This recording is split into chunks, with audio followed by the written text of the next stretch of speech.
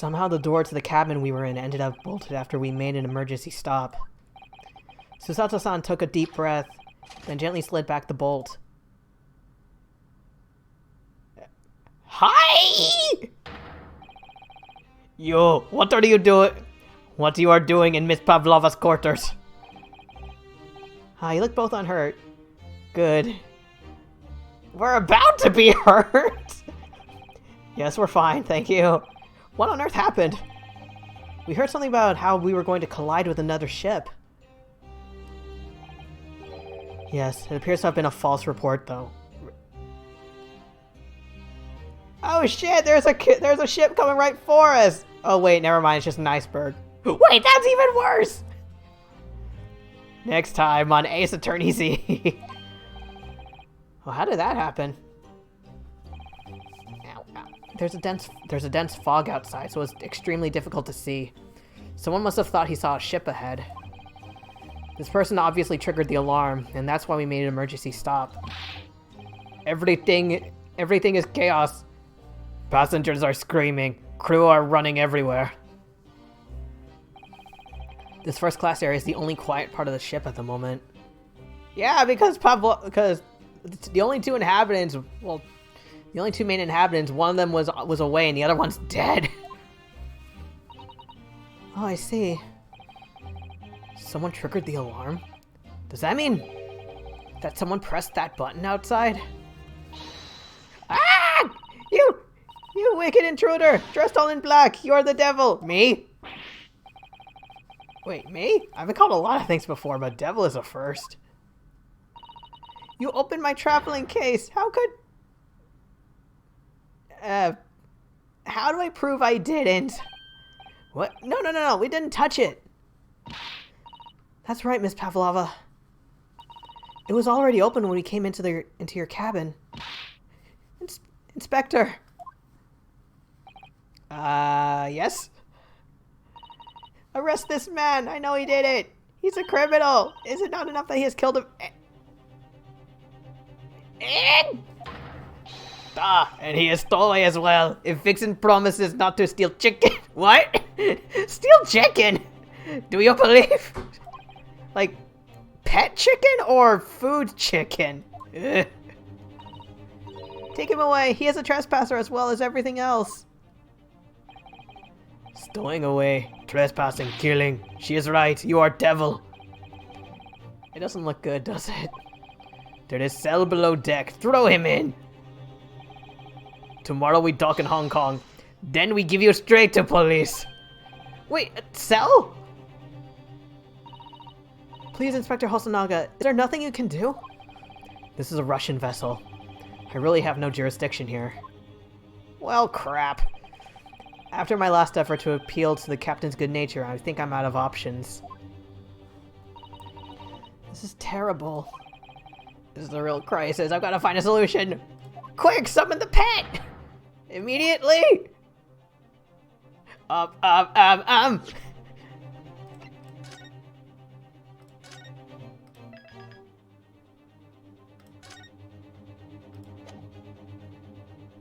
am I going to law in prison? I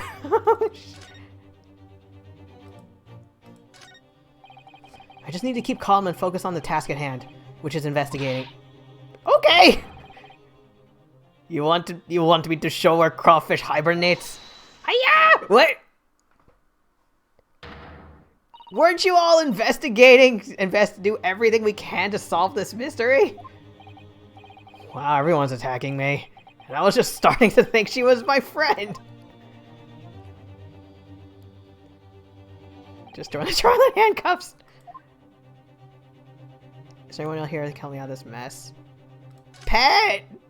What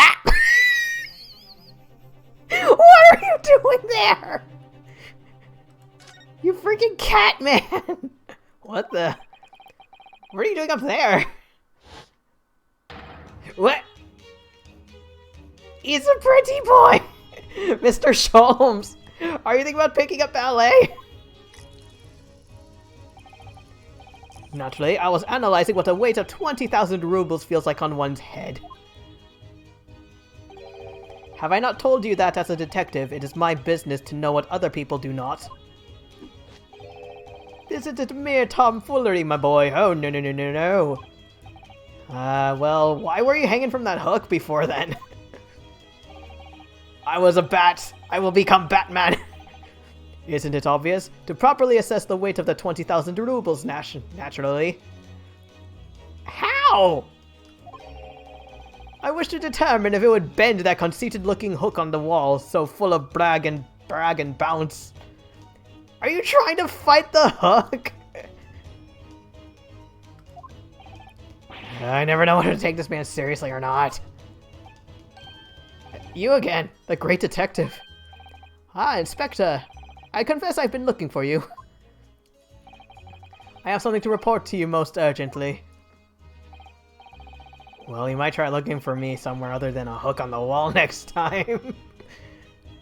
Yeah, unless they're... Actually, now I forgot. So, if memory serves right, Naruhodo and Cosmo are, I think, the same age? She's pretty young. She's the daughter of one of the professors. This dude is older than me somehow.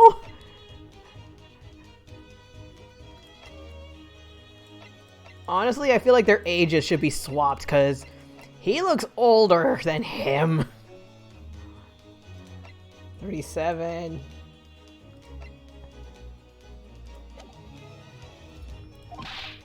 What is to report? Speak.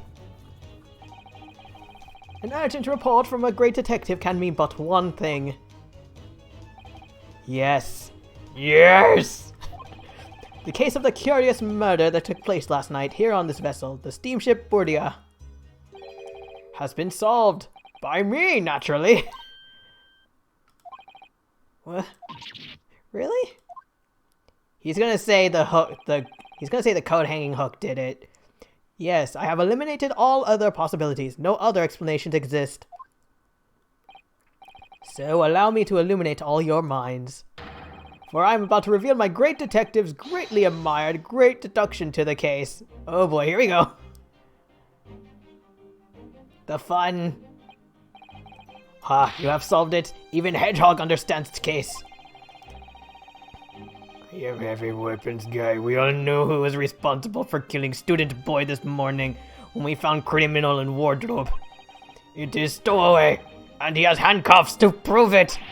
I didn't do it. The trouble is, there doesn't appear to be anyone else who could have killed the victim. Because as everyone knows, the cabin door was bolted shut from the inside. That means the culprit must be someone who was inside the cabin.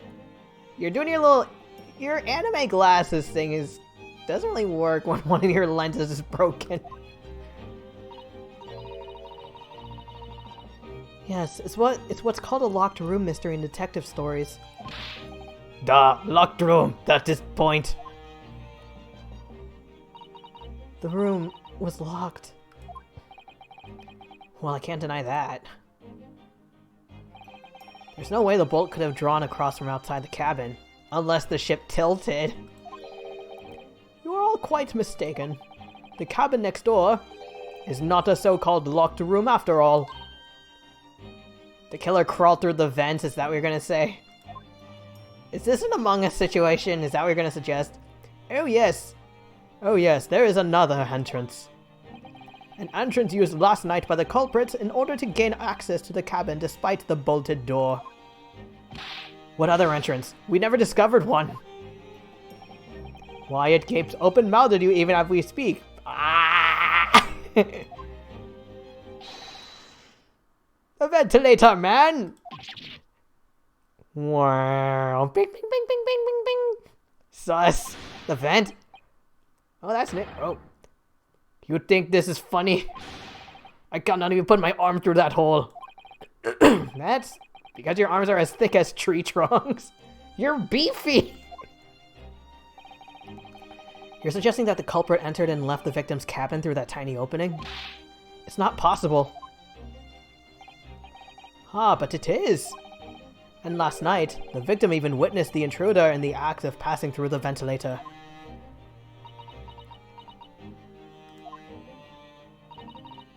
Mr. Sholmes, do you mean...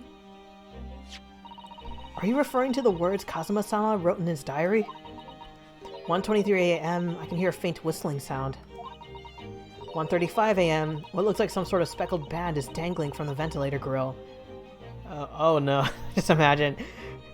Here's what I say happened. The girl squeezed through the ventilator. Precisely, my dear madame. But what does it mean? What is this speckled band? The answer to that particular conundrum? Is in this very cabin. The bell? Stop punching the wall! Mr. Sholmes, what are you doing? There is a distinct element of danger, but fear not, I am ready. What am I about to expose for you all to see will shock you to your cores. Behold! Ah! What the... Oh! There's the little boy! He's not even phased. He's like, same shit, different day.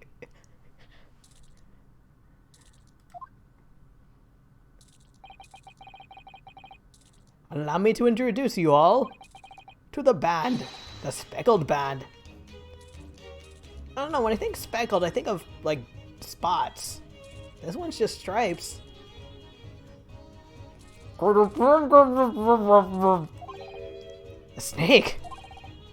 Indubitably.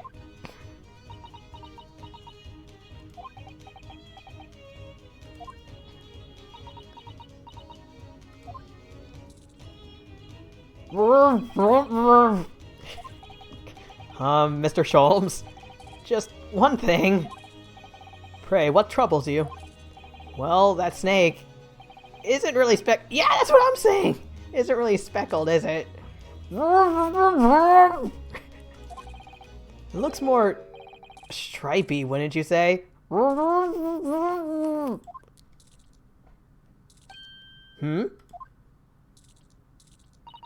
Yes, you're right. I think in this case you'd have to call it the striped band, wouldn't you?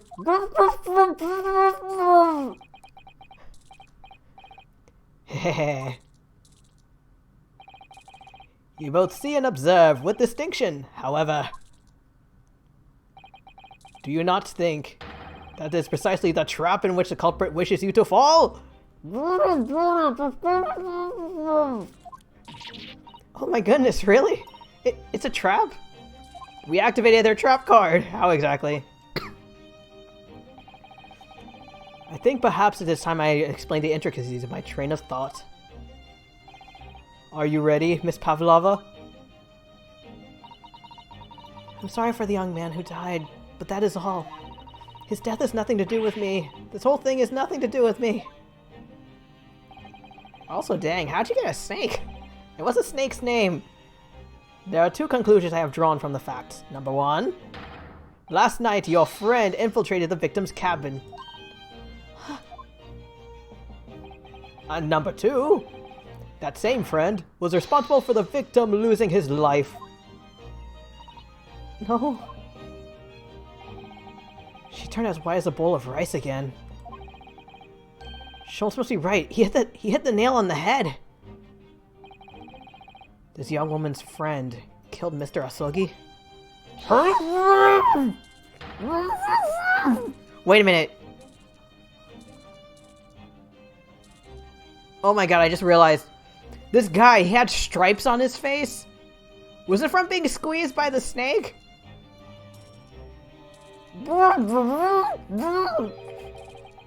Looks like he can't speak with that snake coiled around his head. Can he even breathe? I would advise as little movement as possible, Seaman. You wouldn't want the fangs of that long friend of yours in your neck. So everyone, let us begin. Herlock Sholmes is proud to present his Logic and Reasoning Spectacular. Oh goody, here we go.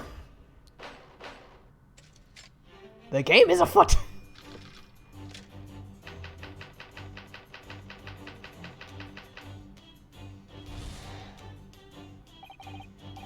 Miss Pavlova, moments ago you claimed the following. spotlight. His death has nothing to do with me. This whole thing has nothing to do with me. Yet you cannot deceive yourself. Yes, when you recall those horrid events, your aching heart smarks with pain. Aching heart smarks with... I'm sorry. And it is that very pain that evidences your inextricable link to the victim's death. So, we ask, what was the nature of this intruder that stole into the victim's cabin on that portentous night? Wait a minute. Okay, what if... Okay, it's gonna sound a little weird, but what if, I had this weird idea of, like... What if the crewman, like, Stroganoff is the killer, like, he was aiming to kill her, but he got the rooms mixed up somehow. And... I don't know, maybe the snake slid into the other room and it just attacked him by wrapping around his head? I don't know, just a really wild thought. Why, naturally, it was the friend with which you boarded this vessel, was it not? Ah, as I suspected. Another telltale glance.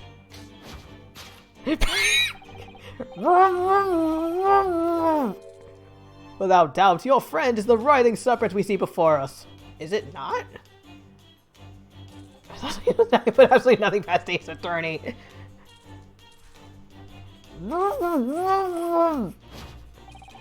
And yet, the fact leaves us in a quandary. The victim's written observations on the night in question tell of a speckled band. Actually, is that cat? I almost said cat. Like, I know big snakes are usually the constrictors, but is this snake a constricting kind or the venomous or both? Also, that dude, he is extremely patient. Whereas, regrettably, this specimen's markings do not fit that description in any way. What explanation can we give then, pray? What was this sight that fell upon the victim's eyes last night? Is that the newspaper? No, don't look at me. This has nothing to do with any of this. Oh, but it does. You have the answer to this quandary even now, hidden behind your back.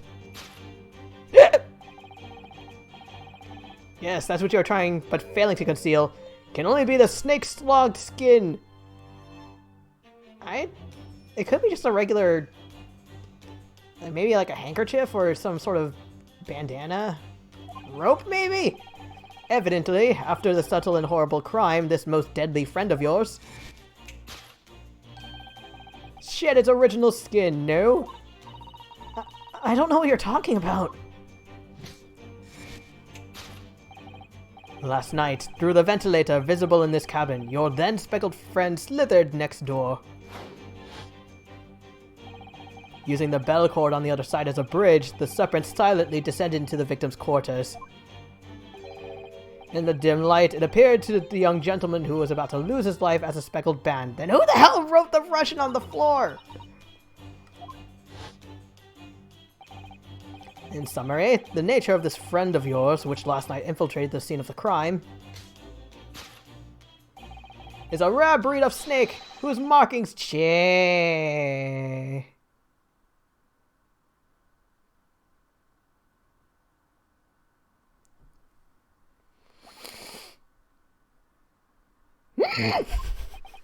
A snake so dreadful, we can only imagine it would be found in the deepest depths of India. Dude. Dude. Dude. How Mr. Asogi died. Moving on, we come to the heart of the matter. The grim demise of the victim. Boom. Oh, no spotlight on... I thought there would be a spotlight on Pavlova. How did this young man lose his life, and why? He was hit. He took a hit to the back of the neck. According to data which I have been apprised, it would appear that there were no visible signs of injury. Huh? In fact, the circumstances of the victim's death can only be explained by a terrible venom. Dude. I have the autopsy report for you, buddy. Now, if we take that as fact... Ooh, flashback. We can reasonably imagine that there remains evidence to affirm it at the scene of the crime. Oh no, could there be? Yes, an examination of the deceased body will prove the cause of death conclusively. Side note, I really like the belt that's like, I don't know, I blame Yu-Gi-Oh! For giving me my love for, like, belts, like just having one normal and then one sort of slanted. The almost, but not quite, imperceptible puncture wounds left by the venomous fangs will seal the truth. There were no visible injuries! Yes, the vestiges of the snakebite delivered by your terrifying friend. This makes no sense. There's no point in feigning ignorance, Miss Pavlova. After the incident, you endeavored to hide everything, didn't you? But now your involuntary glance betrays the hiding place you chose. That's right, you hid the evidence that links you to the victim's death in that traveling case. I imagine, like, every exclamation point is an oh shit, and then the question marks are like, what the hell are you talking about? When we first met in this cabin, it came to my attention that your case moved periodically. Your separate assassin was restless inside, no doubt. You don't... It is telling that the victim made note of a low whistling sound that he heard minutes before his end. That was your signal, was it not? The sound you had used to train... Can you do that with a snake? To train? Write a message out before you die scenario.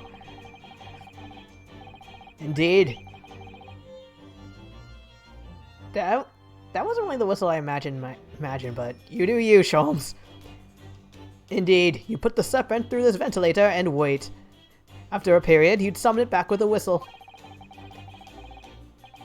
And you whistle while you work. Stab, stab, stab, stab, stab, stab. You couldn't know if the animal had done its duty, so you would listen for signs of life next door. Are these walls soundproof? If the victim appeared not to have been dispatched, you'd release the snake once more. Do you deny the snake has undergone such training?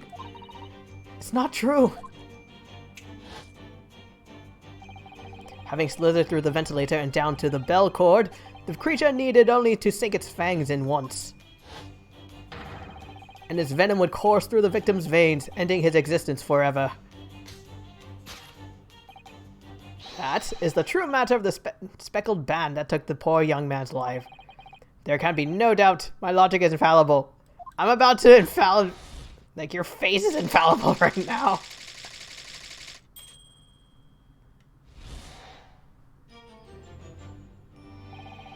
Thus concludes Herlock Sholmes' great deduction of the speckled band. Dude, I need to fix all that.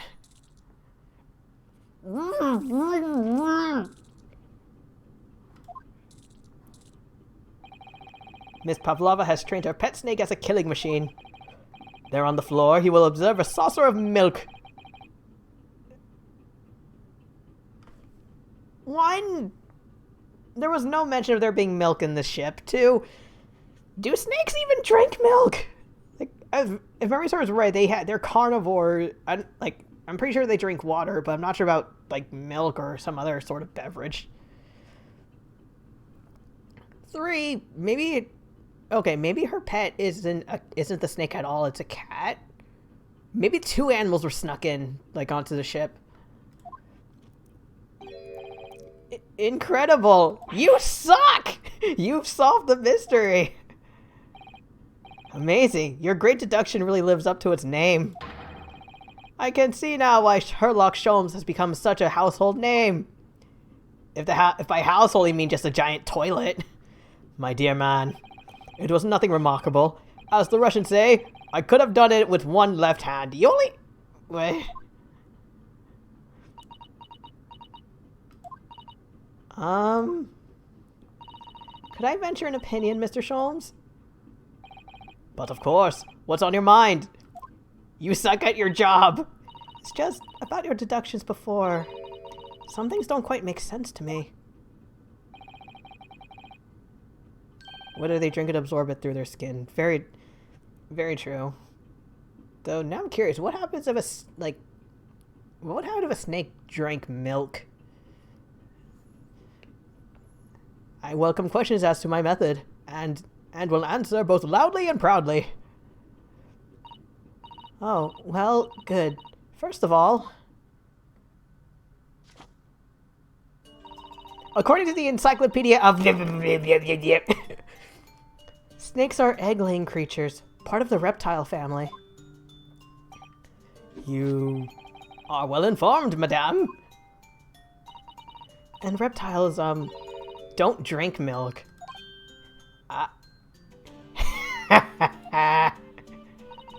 It's really only mammals that like to drink milk, you see. So, I'm not sure it would be possible to train a snake using milk as a reward. No matter. No doubt Miss Pavlova used some other treat to encourage her pet to do her bidding. Milk was merely an example. The logic holds. You could have specified that earlier, dude. Also, I'm pretty sure you're still wrong. Well, there is something else. Snakes have no ears. Oh yeah, I think... Crap, I think I remember I had researched that at one point, but I completely forgot. It was, I think... I can't remember what I was looking it up for, but if any... I think it was instead of hearing, they mostly sense things via tongue. Like that little slithery... Not slithery, hissing. Yes, so I'm not sure it would really be possible to signal to a snake by whistling. Offer milk to snakes for religious purposes, but they cannot properly digest it. Huh. Oh god, okay, I remember... Okay, it's gonna be a little gross, but... One point, there was a TikTok video I came across somewhere. There was a vet. She was taking care of a banana snake. And I learned through that snakes can fart. So, I'm just imagining a snake being lactose intolerant and the poor thing just farting up a storm. But madam, what of the tales from Arabia? Have you not heard of the snakes that dance to the sound of a flute? Fairy tales? I think perhaps the performers play their music in time with the snake's natural movements. Oh, I see. No hands, no feet, no ears! These creatures are so inept as to be practically useless! Come on, dude. Dude, snakes are pretty cool. And you're just feeling this way because she called you out. Oh yeah, I remember hearing from a friend that giving milk... It might be wrong, but it was like giving milk to baby kittens is okay, but once they're older, you shouldn't, because it's like the equivalent of giving a cat, I guess, 1 billion calories of some sort. It might have been wrong. Don't take it on the snakes, Mr. Sholmes. This dude would... I don't know if this dude would either hate or love half-human, half-snake mythology. There was one other thing. You have more? Snakes use the scales on their bellies to propel themselves. So, I'm not really sure that a snake could manage to climb up a flat bell cord like the ones in these cabins. Then it should try harder. Are you telling snakes to get those gains? Please, don't be angry with me, Mr. Sholmes. The point is, you suck! Even if the snake had gone through the ventilator to the next door cabin, it couldn't have come back without help. What I'm trying to say... is that there are a number of reasons why it's difficult to imagine the snake could have had a part in this. Males should only have breast milk from an animal of their own kind. Okay. that makes sense, and also good to know. Also, I don't know, the more I see the snake wrapped around this dude, it's like, the snake's kind of cute. I just hope the guy is somehow able to breathe.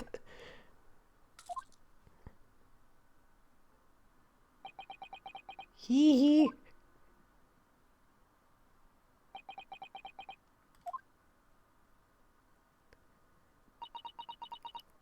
Oh yeah, as for the snake climbing thing, like climbing up the bell cord, I'm not sure. I don't know if snakes. Like, there was a GIF somewhere. It was a snake. It was climbing a pole, and it was a very clever way of doing it. It's sort of like, it's like I don't know. Best way to describe it is that if someone was climbing a rope and they reach up and grab, and then they pull their arms and their legs, they bend. It was something like that.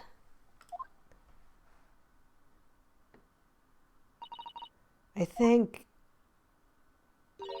we need to step in and help again, Mr. Naruhodo. Oh no, you don't mean... Yes, we need to modify Mr. Sholm's latest deductions and turn them into the great ones they ought to be. Is he gonna take the credit for this too? I had a feeling that was gonna happen. All right, let's give it a try. Just what I was waiting for, Mr. Naruhodo. I feel like Sholmes' deductions are like the first draft of a paper, and like he turns it in to me and Susato for peer review, and we have to correct it. That or like the deductions are like his exam, like he just finished an exam, he turns it into us to grade, but it's like, dude, your answers are all crap. Here's how you're supposed to solve it. So cast your eyes down to your wrist again. Wait. You did it again! You did it again! Your handcuffs are gone! Where did they go? Fear not. I shall see they are restored after our work is done. I really wish you'd leave them off. Now, everyone, let us begin. Herlock Sholmes is proud to present his logic and reasoning spectacular with huge corrections. Yes! Hold it, Mr. Sholmes! Your reasoning is shit!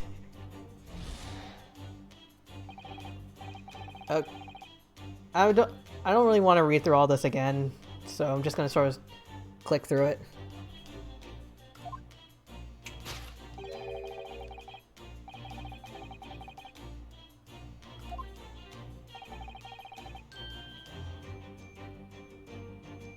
Okay, so she's feeling maybe some form of guilt.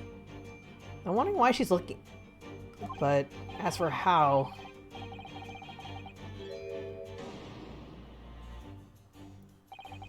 She does have a pained expression on her face. Yes, that's true. She looks as though Kazuma-sama's death is weighing heavily on her mind. But you're not sure Mr. Sholmes has read her quite correctly, right? Could there be some other way to interpret her expression? Let's take a moment. Okay, she's looking at her hand. Why?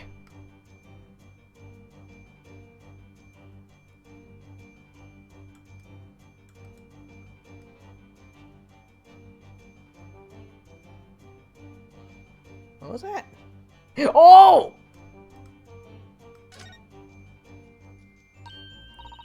Naruhodo-san, look! That looks like a very painful wound. It looks like a scratch made by some kind of small animal. Oh no, did the snake eat a cat? And fairly recently, too. Well, whatever scratched her doesn't appear to be around here. That has to be it, right? Yes! Yes!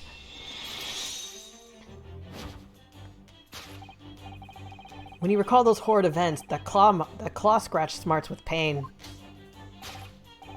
Indeed, and simple observation reveals that the wound is fresh. Miss Pavlova, did you in fact receive that scratch? Sometime last night?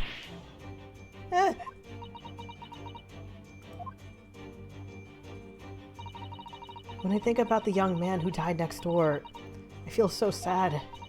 And when I am sad, the pain from this wound is worse. Is it linked? It is that very pain that evidence you're inextricably linked to the...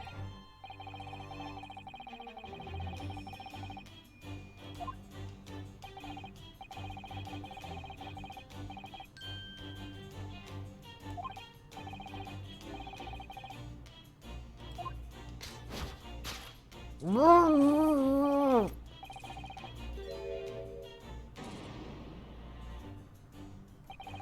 seems likely that the scratch mark on the back of Miss Pavlova's hand was made by this friend of hers, doesn't it?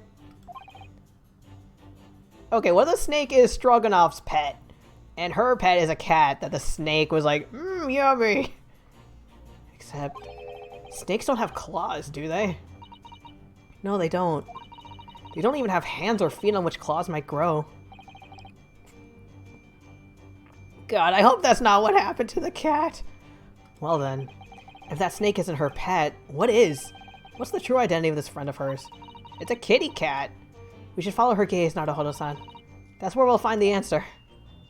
Where's she looking? Cement Stroganoff. It's a kitty! Oh, it's so cute, kitty! And oh my god, that bell. Look at the photograph in the frame. This must be something Miss Pavlova brought with her when she ran away.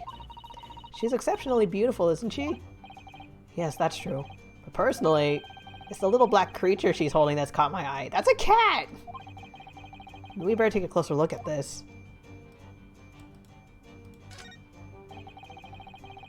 Look at the little cat Miss Pavlova is cuddling there.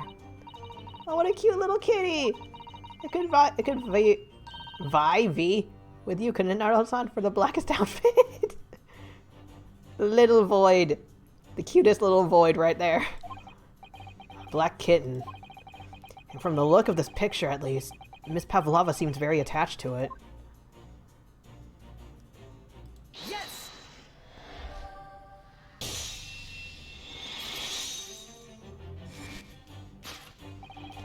Without doubt, your friend is the little kitten we see before us. Yes, the scratch on the back of your hand makes that abundantly clear. Oh no.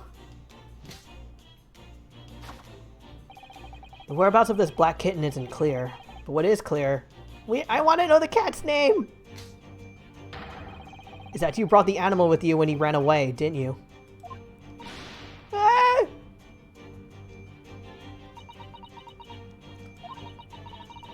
Oh, Darka! Darka's my best friend. I couldn't leave her behind. Darka would appear to be a Russian blue.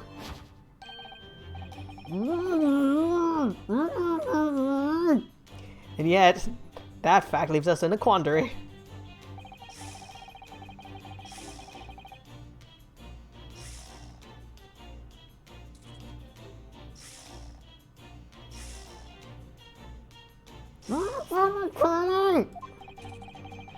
Whereas regrettably, this specimen's markings do not fit that description in any way.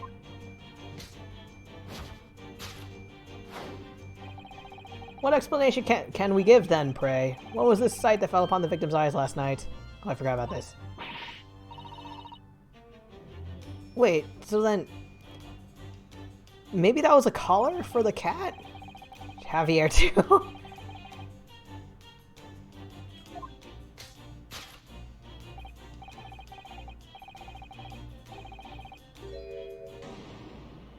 Also newspaper. Did you see that? She just took something out of her pocket and hid it behind her back. If she just left it in her pocket, no one would ever have known. Oh yes, ploys like that are Mr. Shulman's specialty. He's ever so cleverly forced her to reveal something. I thought deduction was a specialty. Or maybe making me believe that was a ploy too. Anyway, I find it hard to believe that that's the skin of a snake. In which case, just what is Miss Pavlova hiding? Can I look at the... okay, newspaper.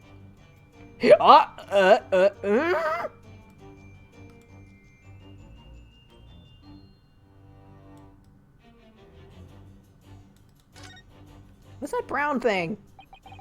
Well, it is speckled and it is a band. But... wait, is it like a ribbon that you spin around for dancing? The snake would never bite someone with so much plot armor. It seems to be soft and fluffy. Oh, it's a cat toy! A long piece of cloth of some sort. And that looks like a handle at one end. I think it may be a cat toy. This sort is common in the West, apparently. How is that a toy for cats? You hold it up, you hold it up, you twiddle it a bit, like so it's floppy, and the cats chase it. Cats like to chase the band around and paw at it. Kittens in particular love that sort of play. You only need to wave it in front of them and they pounce to catch it. That sounds positively adorable. Would you say positively adorable? Yes! Yes! Do it! Yes!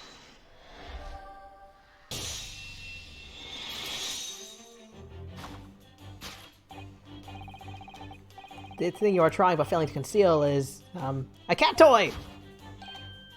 Precisely, and the true nature of the now infamous speckled band. And it was this toy that you dangled through the ventilator. Why would she, though? You waved it around, I presume. Naturally. The victim could not fail to notice it. But why? For what reason? My dear boy, there can only be one answer to that. After her feline friend disappeared through the ventilator into the neighboring cabin, Miss Pavlova attempted to use the speckled cat's toy to incite the creature to return. Are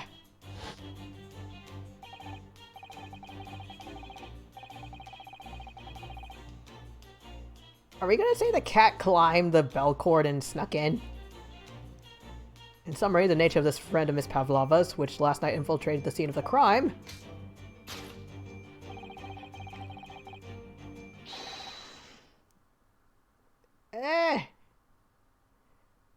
Wait, so is the cat still in there?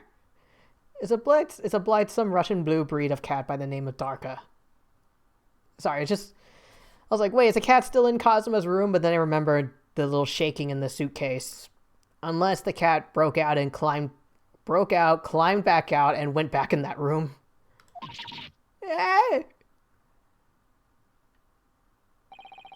A truly troublesome feline young Darka is proving to be. She's cute! She must be caged once found. Again, she's cute! You will forgive us for borrowing the photograph of your pet, Miss Pavlova. Did we just yoink it from her?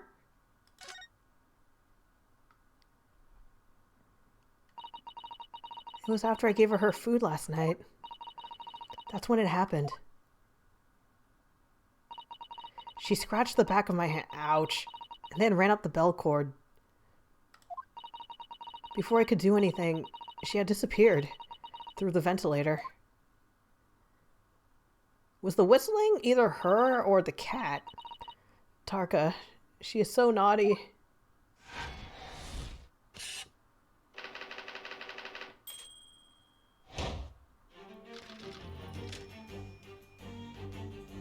Okay, here's the big one.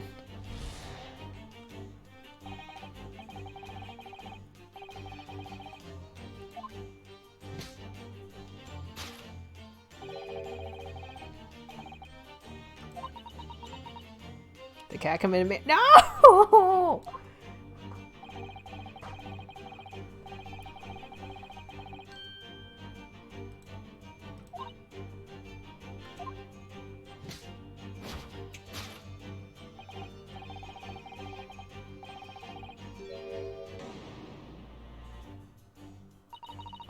What Mr. Sholm says is true. There were no signs of a wound anywhere on Kazuma-sama's body. That's right. But Mr. Sholm seems to be unaware of one very important detail. Kazuma wasn't poisoned. Yes, it would seem so. Let's give him the information he's missing now. Hey, buddy boy! I got something for you. Also, wait.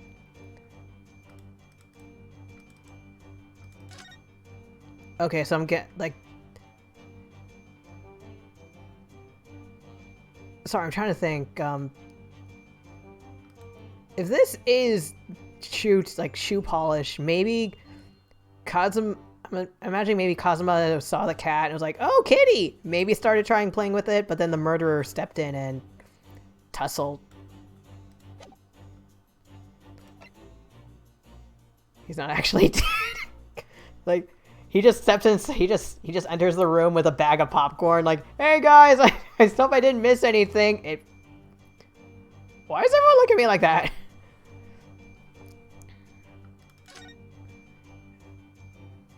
Cervical vertebra. Yeah, that's honestly that's what I was wondering as well, because I thought there would be bruising.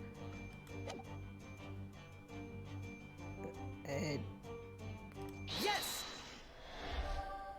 Eat shit, pretty boy. In fact, the circumstances of the victim's death can only be explained by the post-mortem report. Ah yes, I knew it was one or the other. Sure you did. His neck was...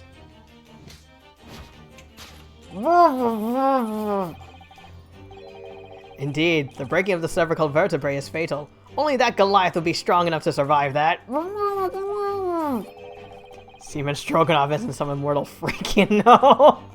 I don't know, he's been handling that snake, like that tight snake very well. The jury is out. Anyway, we have on good authority that the victim's neck was broken. Now if we take that as fact. A lump under the skin. Oh yeah, that too.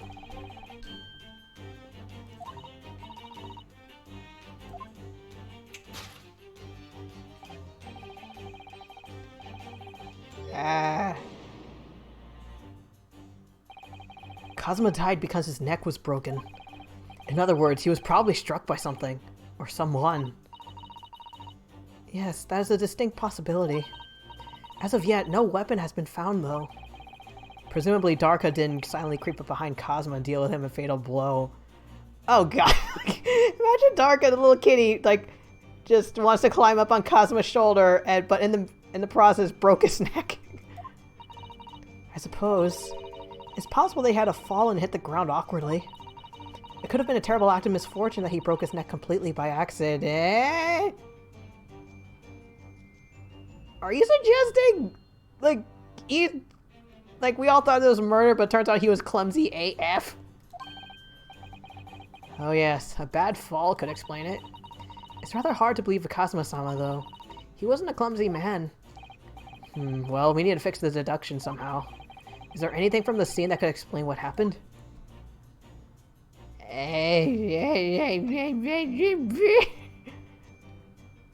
Cat definitely did. No.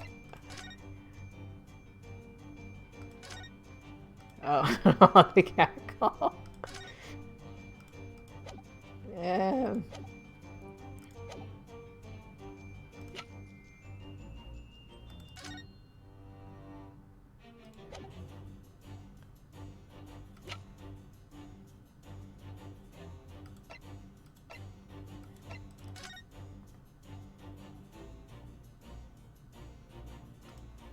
Wait, what is this? Oh wait, that's his armband, never mind. So I'm a turtle person, won't kill me when I sleep. I feel like it might have to be this, because, I don't know, the scuff could be a sign of the bad fall, but... Kazuma, did you trip and fall on the cat?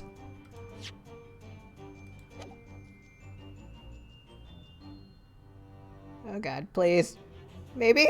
Yes.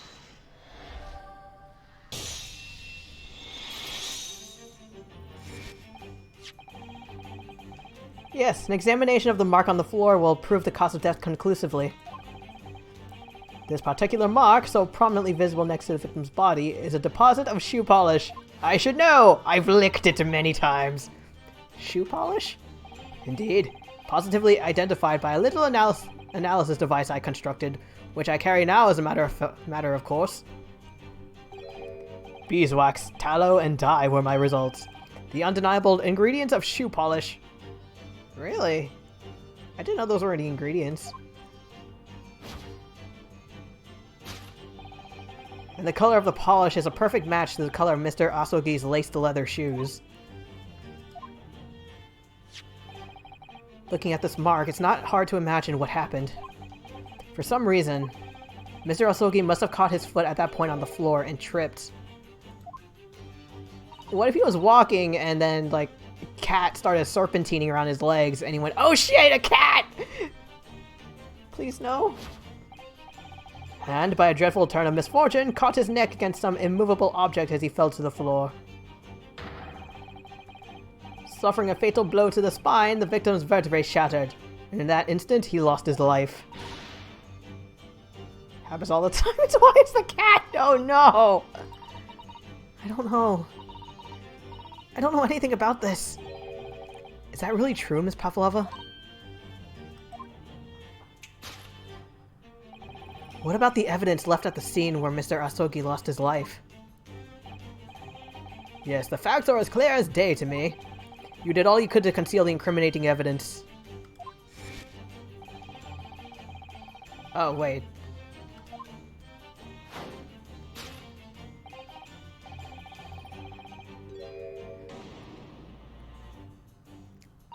I'm pretty sure the other half of the bell is in there. One woman was waiting out in a dumpster to kill her boss, but she got hungry? Oh, wait. Okay, I need to look up that King of the Hill episode, because holy crap. I don't believe it. Kazuma-sama merely tripped over and now he's no more? I don't know, I feel like there might be more to it than that. Because him tripping and falling, him dying from a sudden trip and fall is a little, I guess plausible, it'd be a little weird. But then who the heck wrote the Russian on the floor? It can't be true. I refuse to accept it.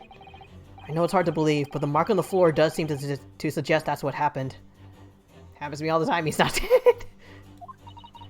But, and if this part of Mr. Sholm's deduction is right, Mr. Pavlova is trying to hide some evidence that would prove it. Oh god, wait, what if Kazuma is a cat, he has 9 lives, and he just, and one of his lives just ended there? Here in this cabin, somewhere in the direction that she just cast her eyes. Where, I wonder? Let's have a look. The answer must be here somewhere. The other half of the bell. It has to be.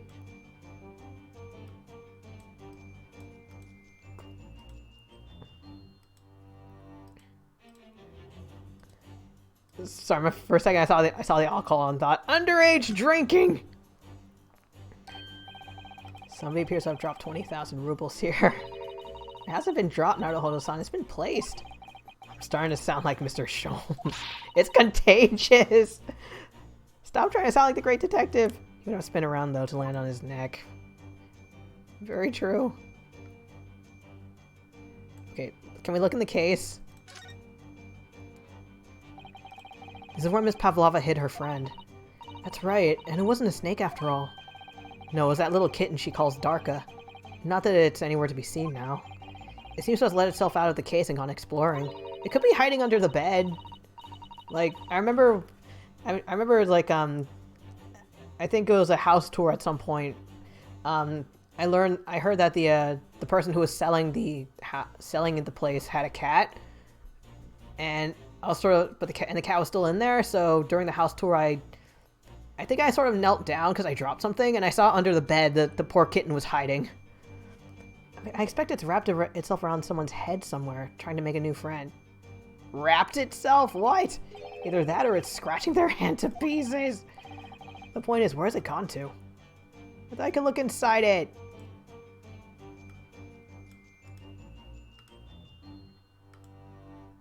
What about the wastebasket? Can I... There's something in there. There's a waste paper basket. Perhaps all the first-class cabins have them. But Miss Pavlova only started occupying this cabin late last night. Presumably there's not much rubbish in there yet. There's something in! Oh, what's that? It's a broken piece of glass, isn't it? It's the other half of the bell! I'm guessing the cat came back and she noticed the other half of the bell was missing. Come on, bro. Oh, kitty! It's a broken piece of glass, isn't it? Yes, it is. And I feel like I've seen it somewhere before. If it looks familiar, perhaps it's more than your mind simply playing tricks on you. Please! Yes!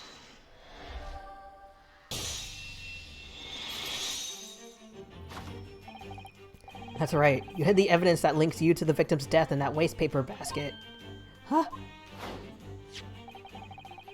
Here we have a fragment of some intricate glass object, it would seem. One that has a familiar air, in fact. Precisely. We found another piece of broken glass on the floor in Mr. Asogi's cabin. And as you can see, the two pieces fit together perfectly. No. So, Miss Pavlova, shall we consider what this tells us?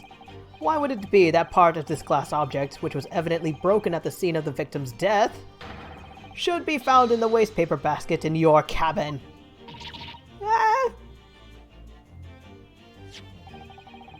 You're well acquainted with this glass bell, are you not? I don't know, and that hushed Russian accent of yours won't save you this time, dear girl. Why?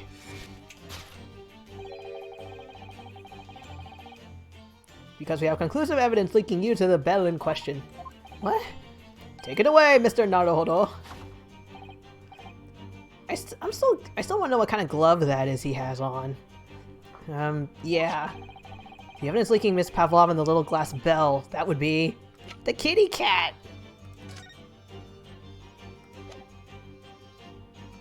Yes. If you look at this photograph, every time you do it makes you laugh. You can clearly see, hanging from Darka's collar, the very glass bell in question.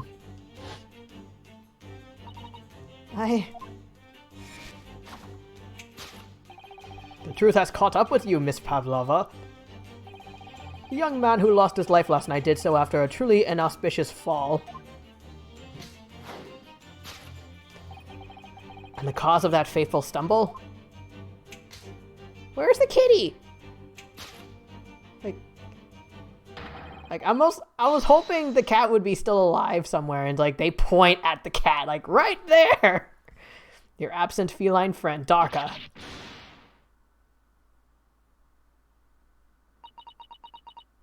Ooh, Ace Attorney.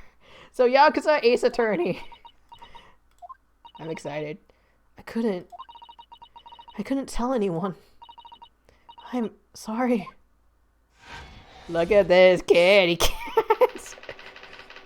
Every time I do, I give head pats.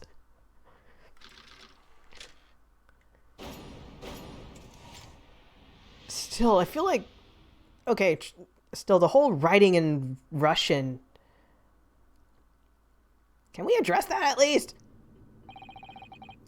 Why don't you tell us now, Miss Pavlova? Tell us exactly what happened last night. It was a little after 1 in the morning. It was so late, but I hadn't had time to feed Darka, so I gave her some food. And then, all of a sudden, she scratched me and jumped out of my hands. Because she was hungry, or because she was inside the case?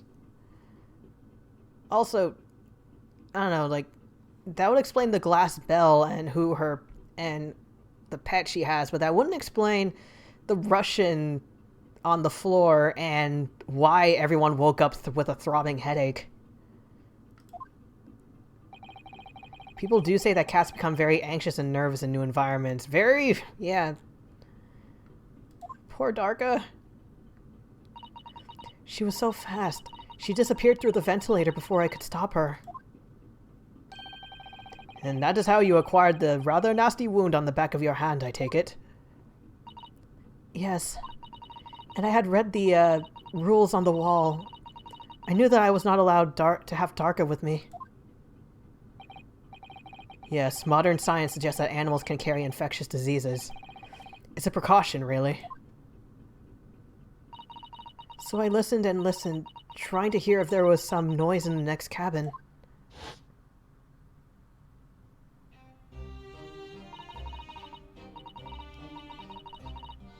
It's very quiet. I was sure. Hold up. Wait, wrong thing. She said Darka ran off around 1.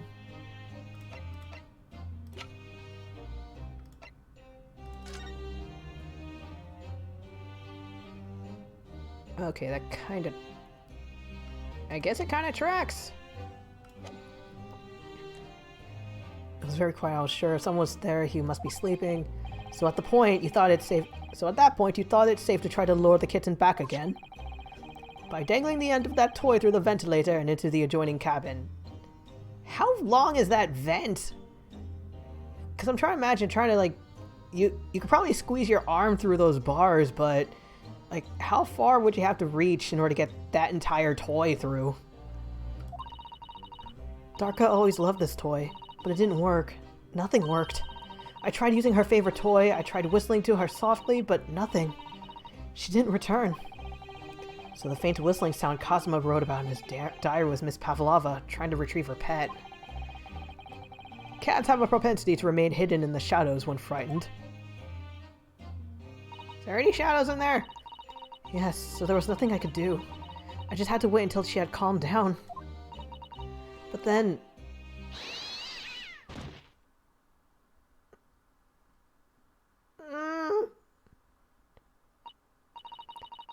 I nearly passed out with shock. I heard her cry out and then... It was such a dreadful bang. Bang.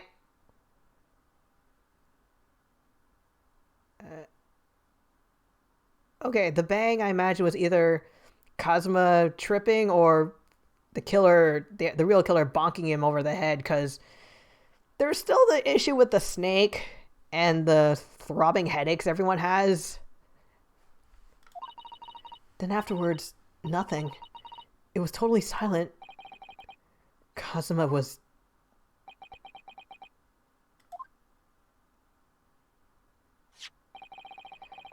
From the appearance of the brown mark on the floor, it seems likely that what you heard was the victim stepping on the glass bell and tripping up.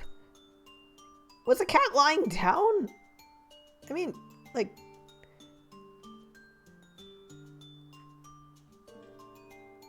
I don't know, like, stepping on a cat's tail or paw by accident I can understand, but stepping on something that was on their collar, especially of that size...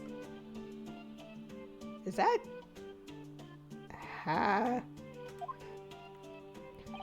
I'll be gone. Alright. The SS Bordia is a large vessel, but even she can pitch and roll violently without warning. If Mr. Osoki was already off balance as a result of the ship lurching when the kitten got under his feet. Oh! Oh yeah, like when this... Okay, so when my cat just really... No! Kitty! Okay, so... Sorry, I've lost my train of thought for the game. Okay, maybe around the time the cat... Okay, maybe around 1 or 2, everyone had those throbbing headaches and passed out. Except Cosmo somehow. And... Except Cosmo and, I believe, Pavlova. Cat started sort of doing cat things. Ship started tossing and turning. The bolt on the door slammed shut. Cosmo tripped, and... I'm trying to think, like, where would the killer fit in this? Because there's still the question of the snake. The combination of unfortunate factors could easily have caused him to fall over. Like the snake and the Russian writing on the floor. But what became of the kitten afterwards? That's what I want to know! Like, I'm really hoping that, like... Okay, good. But where's the cat now? Yeah, I'm kind of worried if it's one of those, like, oops, snake killed her. Yet Darka is nowhere to be seen. I must have forgotten to lock my case. And now she's disappeared again.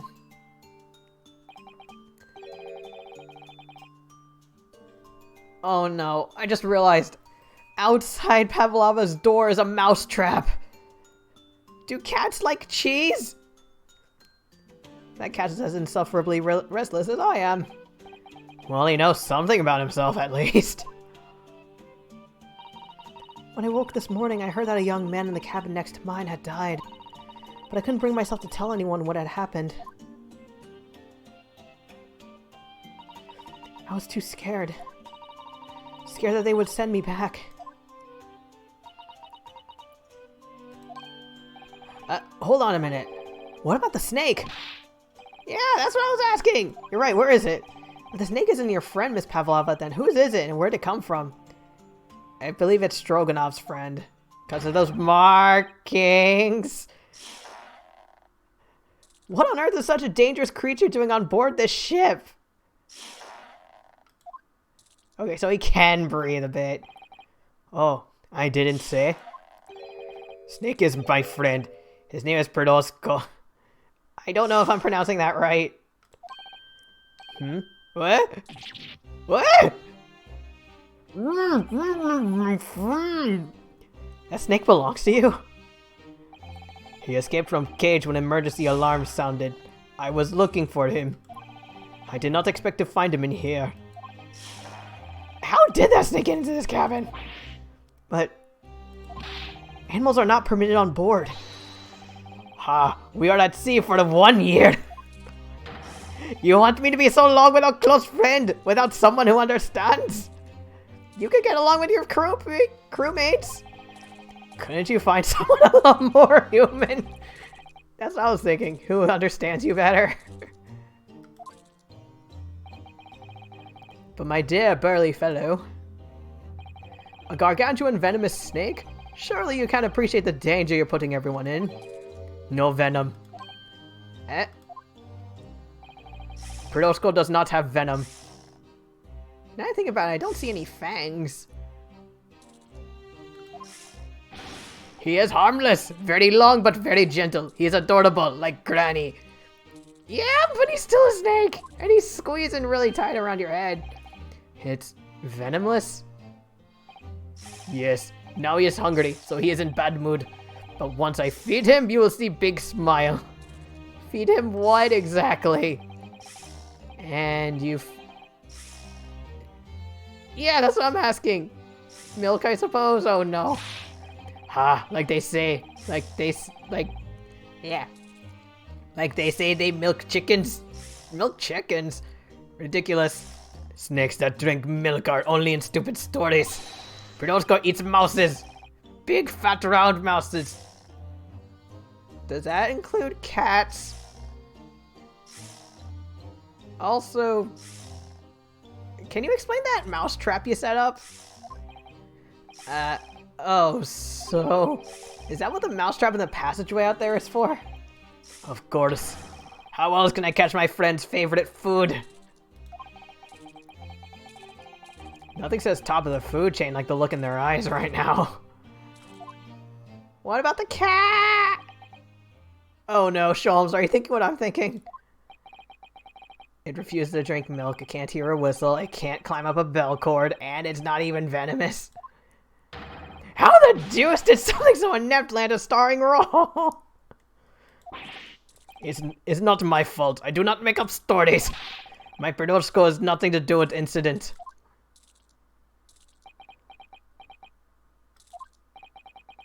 So that's what happened. That's the truth behind my best friend's tragic death.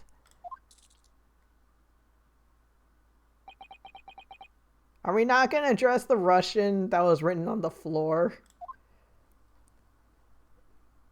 Like, we got the snake thing addressed, but what about that?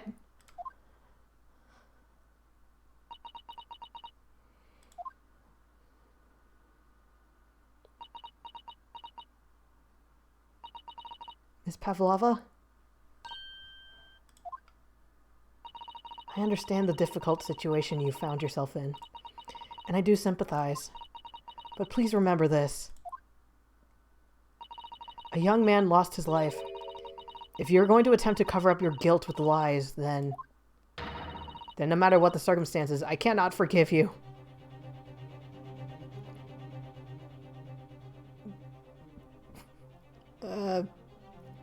Emergency vet time? What are you talking about, Miss Mikoltova? What lies? Miss Pavlova just confessed everything. It was just a series of unfortunate events. An accident. You sure? Oh, Sholmes is thinking the same thing. I'm no great detective like Mr. Sholmes. I don't have a gift of knowing the truth. But even I can see that was not the truth. Don't you agree, Mr. Naruhodo? To be perfectly honest, yeah. There's a discrepancy in Miss Pavlova's story, I'm sure of it. I just can't quite put my finger on it. Wait. Sorry. Yeah, now it's itch. Your faint whistling sound.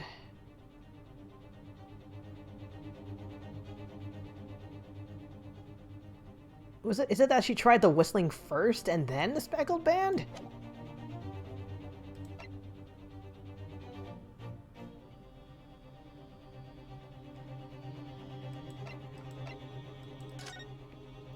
Would you be able to see how she's doing? Like, I don't know, I feel like maybe emergency vet or something? I'm worried about your cat.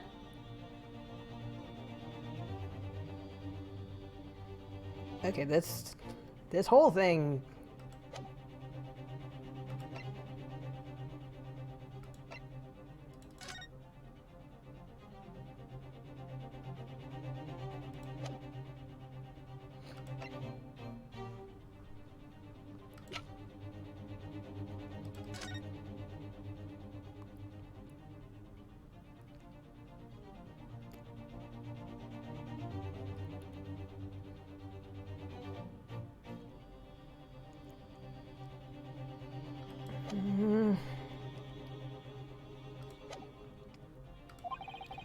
I confess, I was intending to let Scotland Yard deal with any outstanding issues on this matter.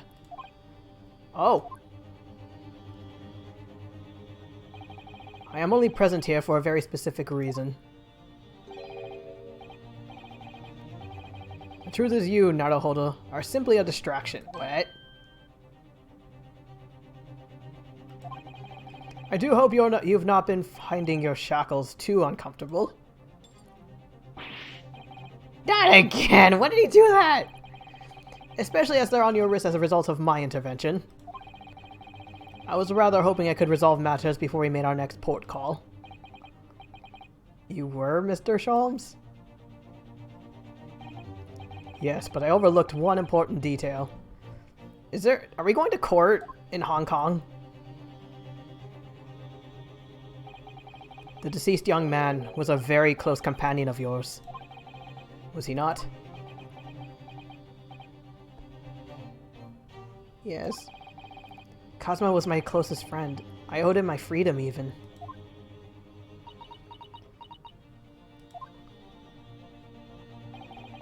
In that case, we must follow this to its conclusion.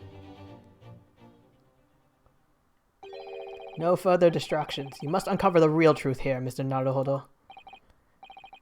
Whatever that may be. The key to this is the discrepancy in Miss Pavlova's story, I'm sure. If I can chase that down, maybe the truth will become clear.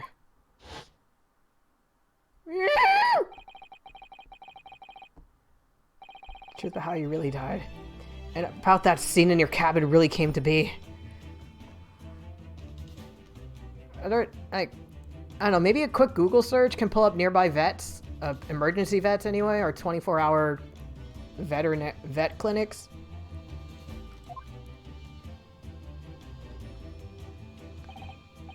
Alright, I'll see what I can do. Excellent. Thank you, Mr. Naruhodo.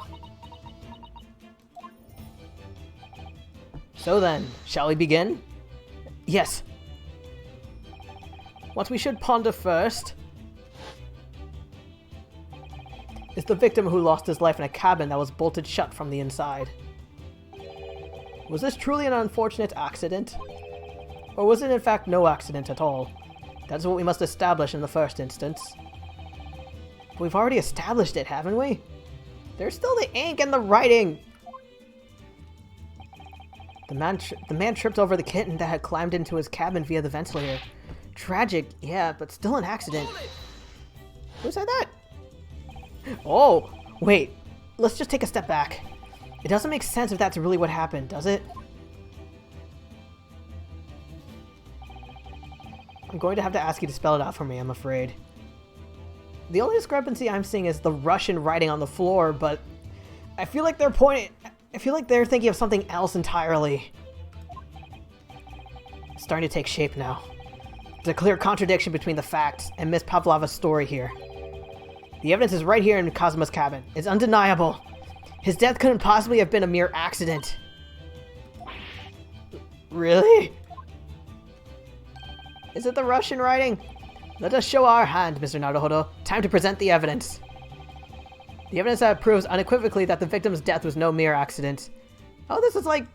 Okay, so now it's like a Miles Edgeworth Ace Attorney Investigations gameplay crossover.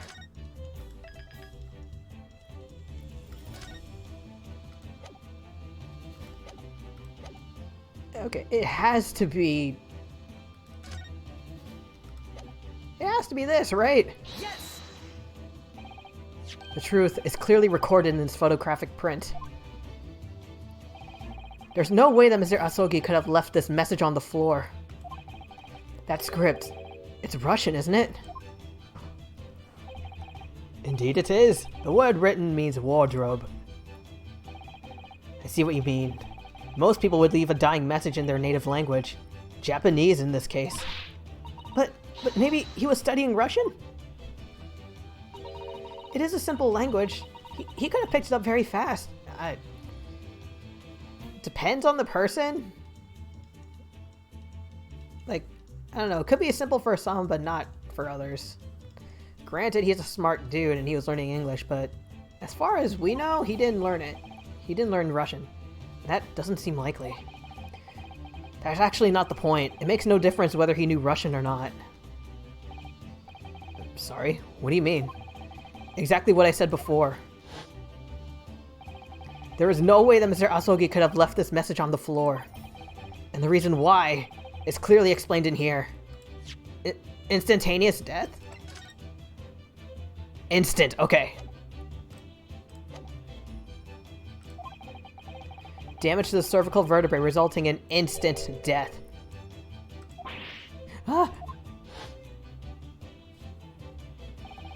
Which means, after the victim fell to the floor, he couldn't possibly have written anything.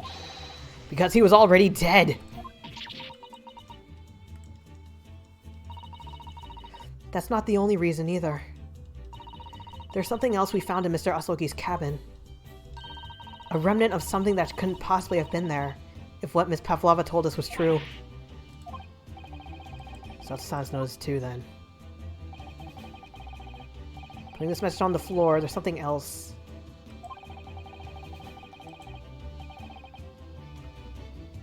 Ow, ow, ow. Sorry.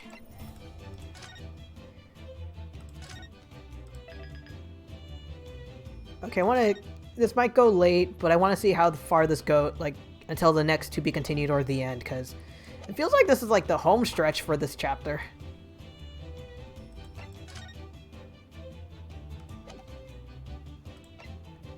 Something that shouldn't be there. The bell?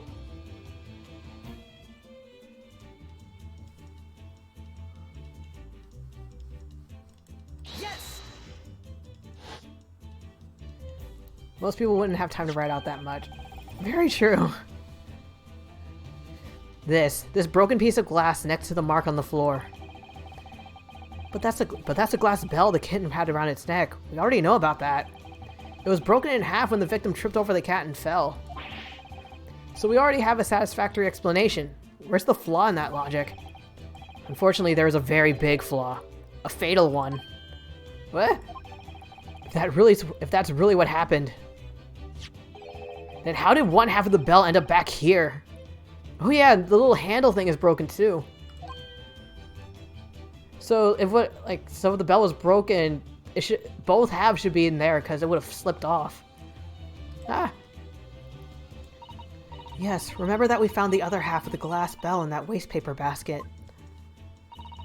Would you care to explain that, Miss Pavlova? Oh no. Both these pieces of evidence clearly point to the same conclusion. That when Mr. Asogi died last night in his cabin. Why is it her? There was someone else in the room. And that same person deliberately arranged the scene to disguise the truth, in order to cover up his or her own guilt.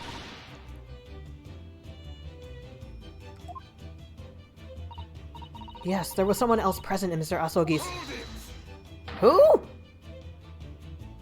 You're wasting time. Oh, him! Someone else was there? Duh, of course, we'd know this. What are you talking about? Bulkhead was bolted shut from inside. There was no way in or out. Right. Oh, he's talking about the cabin, the wardrobe. And the only other person in the cabin when young student died was you. Yes! Yes, you're right. Wait, I mean, it's true I was in the cabin where it happened. You were shut inside the cabin wardrobe, to be precise about the details. But I don't know Russian. There's no way I would have left that message. Not would have. There's no way you could have left that message, to be precise about the details. Would you mind? Forgive me, my dear fellow. As I was saying... The person in question wrote the word wardrobe in Russian on the floor. In an attempt to incriminate me for the crime, even though I had been asleep in there the entire time. And then, the same person picked up the broken glass bell that had fallen to the floor, for fear of it becoming evidence that would show how Mr. Asogi really died. But why wouldn't this person have taken all the pieces of the bell away?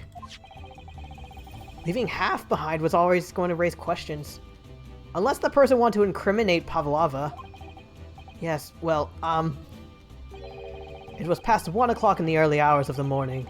The cabin would have been quite dark. A single small lamp suspended from the ceiling would barely have cast any light on the floor there. Little wonder then that the culprit failed to notice a fragment of the tiny item. You all suspect me, don't you?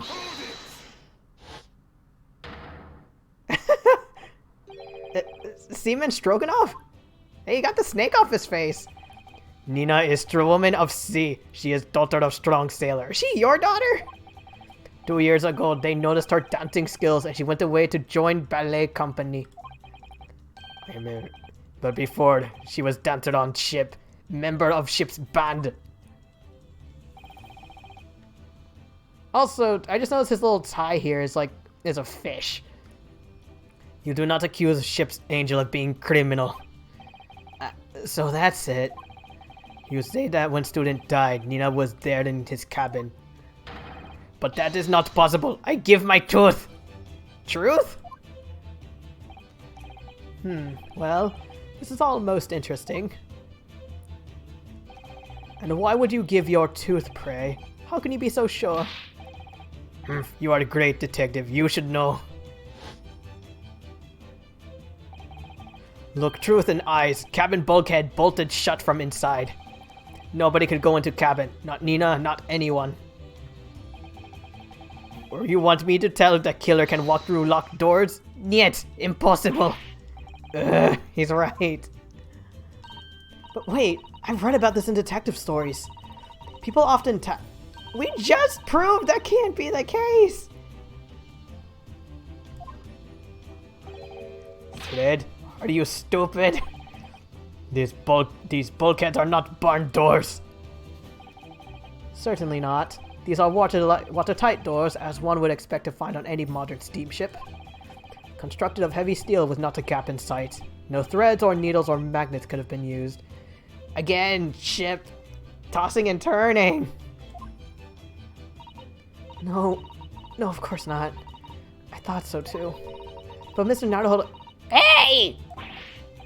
How can you shift it onto me like this? So Seaman Stroganoff has a valid point. The cabin door couldn't have been bolted shut from the outside. Not necessarily. What? I put it to you that I could bolt this cabin door without laying a finger on it. Wanna see a magic trick? And in this very cabin, we can see the traces of the method I have in mind having been used before. I don't believe it. Well, Mr. Naruhodo, I believe you know what I mean, don't you? A way to shut the bolts of the cabin door from the outside. One way does spring to mind. Do you really know what Mr. Sholmes means, Mr. Naruto? We were both here when it happened. Yes, and so should you. Because we've seen it happen. Indeed we have. So, would you care to do the honors, Mr. Naruto? Point out the telling signs of the method. The books! Has to be. Yes. Look at the bookcase there. See all the books and things on it have toppled over? That must have happened when the ship made its emergency stop. Yes, that's right. It's a very powerful vessel after all. When the engines are thrown into reverse, a violent jolt goes across the entire ship. Any small objects that aren't fastened down are bound to fall over. I believe... Yes, it's what's known as the force of inertia acting on the objects. Yeah, I was about to say, like, how much stuff is in her book? Is there nothing Susato-san doesn't know? Or that isn't in her book, at least? Well, whatever it's called, the same force that pushed over those books on the bookcase also made something else in this cabin move. The bolts on the cabin door. Huh? It was very obvious just after the emergency stop that the ship made earlier.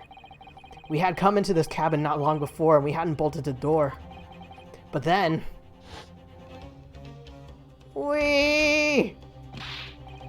Hello, is anybody there? Shout if you need assistance. Oh, that sounds like...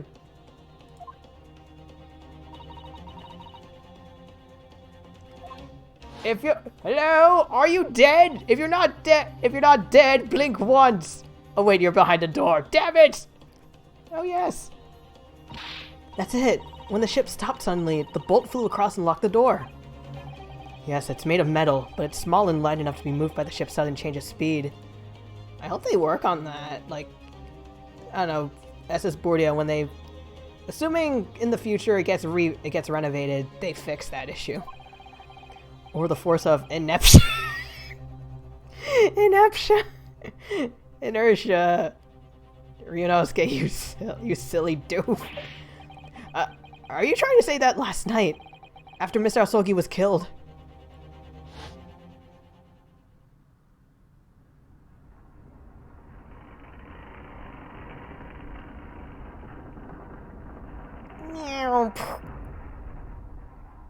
There it goes.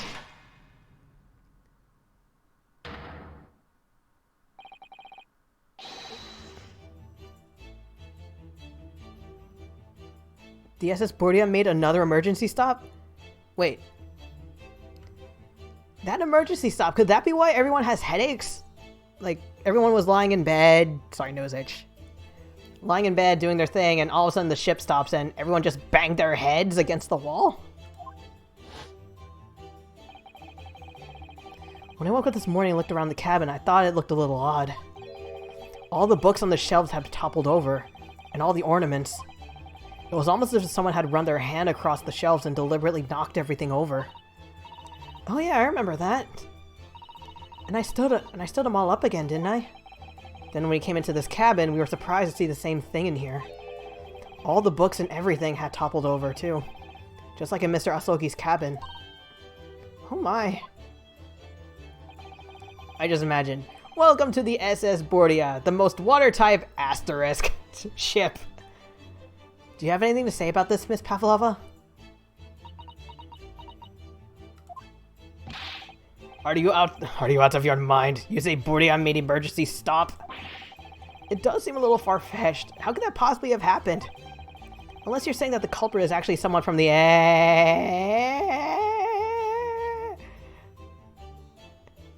It's one of the crew.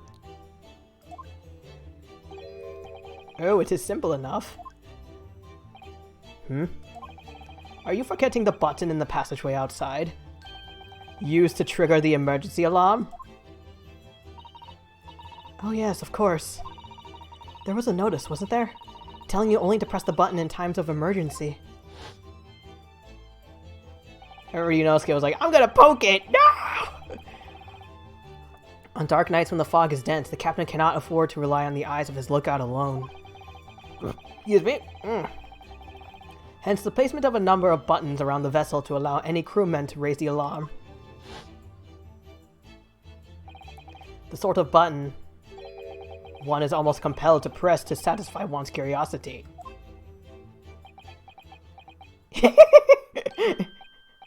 Wait, it was you? Sorry, I like this new expression. I was like, we were all looking at him because it's like, you pressed it because you wanted to see if it worked. When the button is pressed, two things happen in the interest of safety. Yes, please do best thing for Cat. The emergency alarm bell rings and the vessel comes to a complete stop. As indeed it did a little earlier today.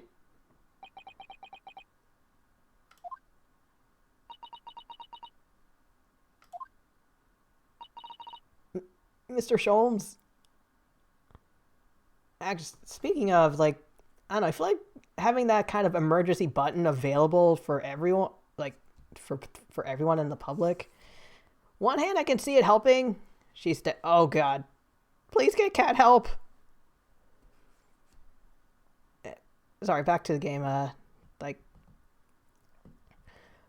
having that emergency button open to the public. One hand, I can see it helping in case of, like, say, the crewman, they don't see anything, but one of the passengers does. But on the other hand, what if someone sort of goes like, oh no, we're out of soup. Beep, beep. Like, start shoving the button. Mr. Sholmes, surely it wasn't you who... As I always say, a button has but one purpose in life. To be pressed, whatever the occasion. He sounds almost proud of himself. Water treats.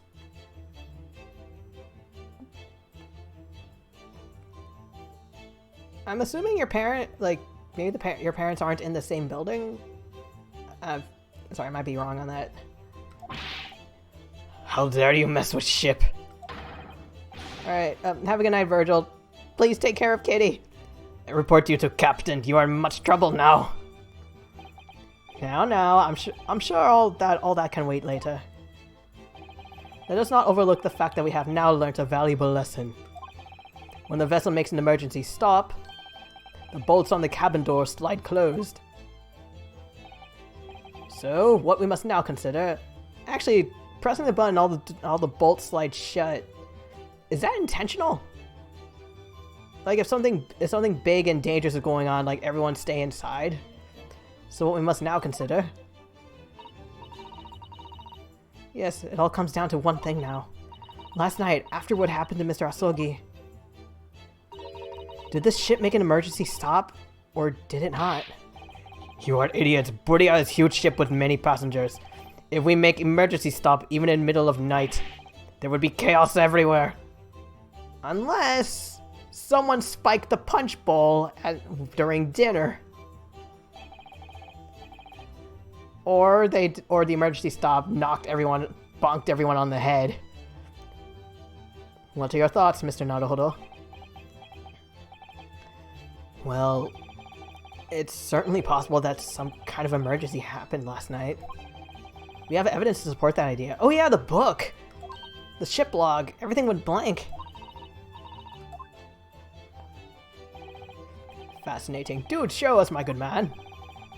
What evidence promotes there is some emergency gripped this vessel last night? Sorry, I was thinking like nothing to report, nothing to report, nothing to report, nothing to report. Oh shit! Everything's on fire! Yes! Seaman Stroganoff. It's your duty to patrol the first class area of the ship, isn't that right? Duh, that is correct. Why?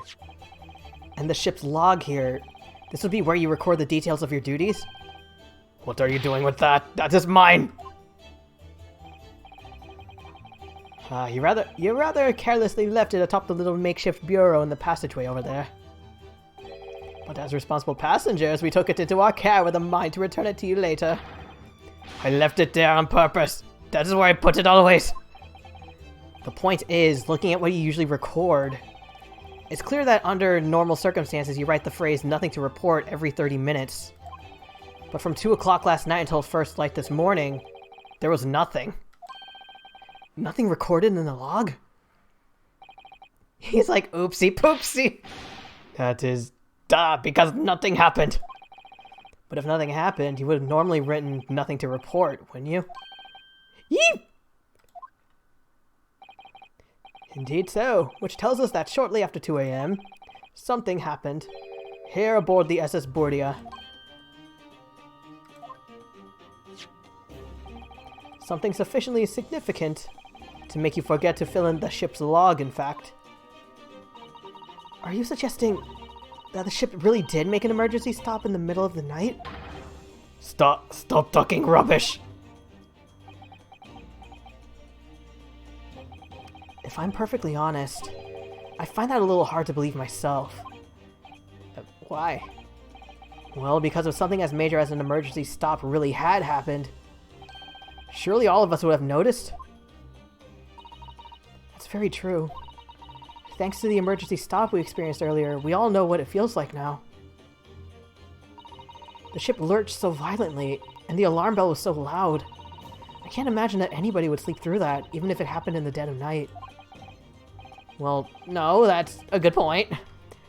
I think during the emergency stop we all bonked our heads and went unconscious.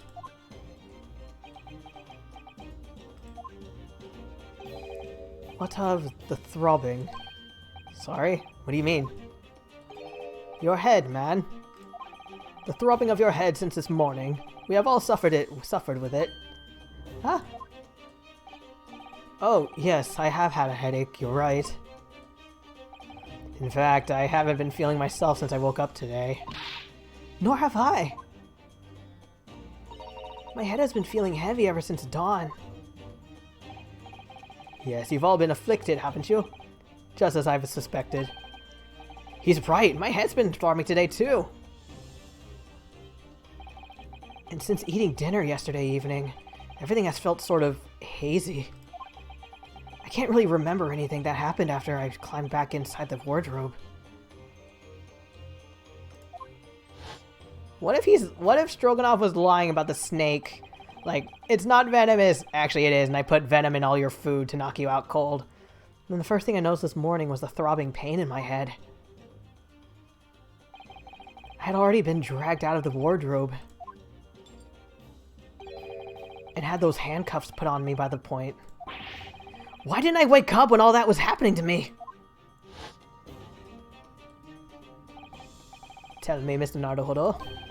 You boarded this vessel as a stowaway, didn't you? Oh, well, yes. Sorry. The stowaway class of accommodation doesn't usually include meals. What did you survive on? Kazuma looked after me. He was always happy to share his meals. So you enjoyed some of the whole roast chicken dish that was served yesterday evening, I take it. Oh my god, I knew it! The chicken was poisoned! Yeah, in fact, I had all of that. Kazuma wasn't fond of chicken. Oh, really? So the victim didn't eat any of the chicken at all? That's right, he didn't touch it. Is that relevant? Okay, I was about to say, can we get that chicken and run tests on it? But then I remembered, maybe everyone ate it. My dear fellow, does that not strike you? Ah! Mr. Sholmes, do you mean to say that there was something wrong with the chicken? We were all hit with salmonella. I do. No way. Really? Is that really true? The meal prepared for the passengers last night has been tampered with. Tampered with by the addition of a soporific designed to induce a very deep slumber to those who consumed it. A sleeping drug?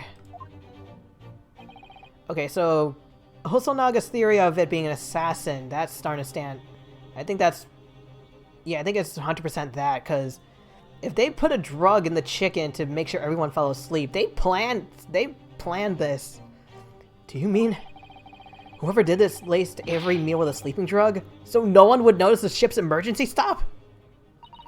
Mr. Naruhodo, of course that's not what Mr. Sholmes mean. What a far-fetched idea. Precisely. Haha. Suck it, Susato. Lacing every meal of every passenger on board with a soporific drug would certainly be impossible. Oh. Unless, that is, every single member of the crew was a conspirator. What? Mr. Sholmes! Well, Seaman?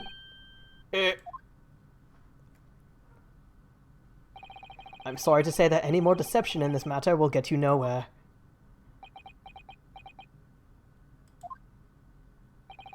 If you refuse to talk, there will have to be an inquiry made through the shipping company, of course. And were that to happen, every member of the crew, and the captain himself, would be hauled over the coals. For aiding and abetting a renegade. Wait a minute, wait. So I didn't know he was moving. So he's like, look, like, I'm not lying. Looks everywhere but me, toward me.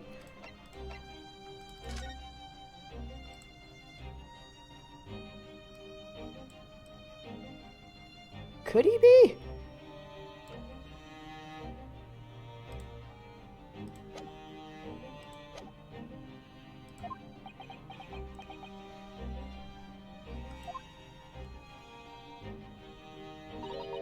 Please, no more. I will tell everything.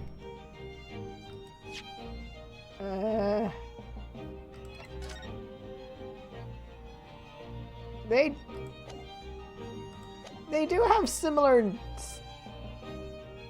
I guess their noses are kind of similar. That's a new look. I cannot make problems like this for everyone anymore. These crewmen are your former comrades, I believe. Yes. So when I decided to run away, I asked them to help me. We all agreed to help. Everyone together. She threw away everything. Her fame in the ballet, Mother Russia. We wanted to help our angel. I don't believe it. You are right. We put sleeping drug in chicken last night. Yes, I remember now. I didn't notice chewing on a lump of something strange and bitter at one point. What were they? So it wasn't like salt? Like, okay, sorry. But first thing that comes to mind for sleeping drug is some sort of liquid, so maybe it was some sort of powder? Duh. We could not all make drug. How do you say, dissolve? Talk about heavy seasoning. At midnight in waters near Shanghai, we brought our angel on board. She was helped by comrade on shore with small fishing boat. While all the passengers of the SS Bordia slept soundly, thanks to the almost magical effects of the slumber-inducing potion their evening meals had contained. So if that's what happened, the only people awake on the ship last night were the crew, people who disliked chicken, and the newly boarded passenger, Miss Pavlova. And that means it would have been possible for you. You could have used the emergency stop trick to lock Cosmo's cabin door. She was... The emergency stop happened just as she was boarding, though. I don't think she would have known. But how does that make sense? Surely every cabin door would have ended up locked in that case, and there would have been complete chaos. Oh, damn, you're right. Oh, I wouldn't say so. Of course. Just like us, all the other passengers would have eaten their evening meal of chicken in their cabins. I was right, Cosmos. Oh, God. As for this, sorry, I just, like, the whole...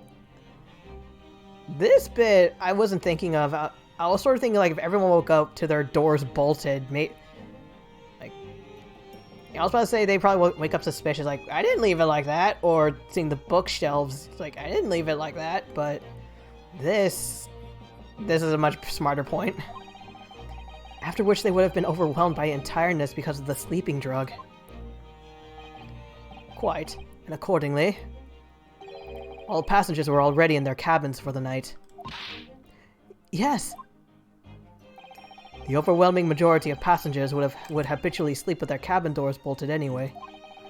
And so not one of them would have found it remarkable to find the door locked in the morning. In summary, in order to fasten the bolt of a single cabin door on the ship, the culprit brought the entire vessel to an emergency stop in the early hours of the morning.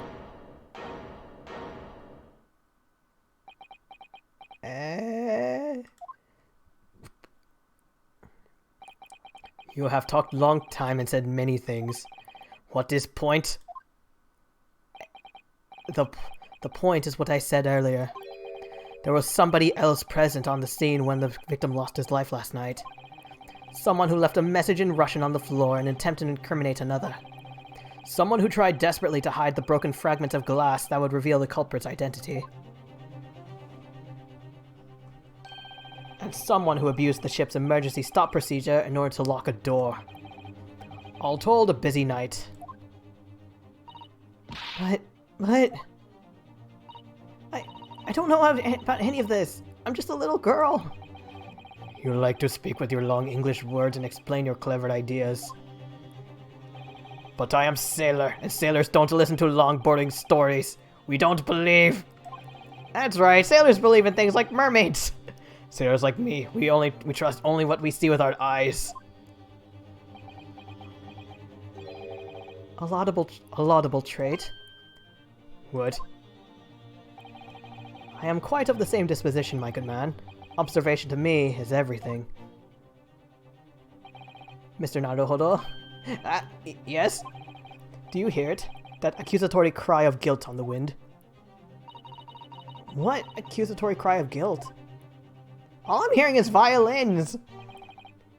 Sorry, you've lost me. Proof of involvement, man. But you can't hear such a call with your ears. No. You must hear it with your eyes! Just say you have to see it! For observation is the basis of all deductions. What are you talking about? I believe the time has come. For one final logic and reasoning spectacular, to expose the truth. Ooh. Nice eyeliner, by the way. So, Mr. Naruhodo, your assistance, if you please. With what exactly, Mr. Sholmes? With observation, my dear fellow, just as I said. Of those two prevaricators. Observation? If you remember, Mr. Naruhodo, we know that somebody tried to fabricate evidence, don't we? By tampering with the scene of Mr. Asogi's death? What we're looking for is some trace of evidence that one of these two was there when it happened. Precisely. You're delightfully quick to grasp my meaning. Alright, I'll see what I can see. So we're looking for a trace of evidence that shows someone else was there last night when Kazuma died. Left ear?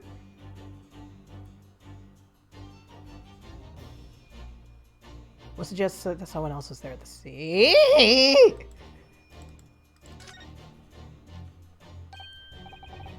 Oh, look at this. It's some kind of stain in an unusual place. Yes, you're right. It looks like ink, if I'm not mistaken. Ink. And look at the color, too. It's clear where this came from. Eat shit, Stroganoff!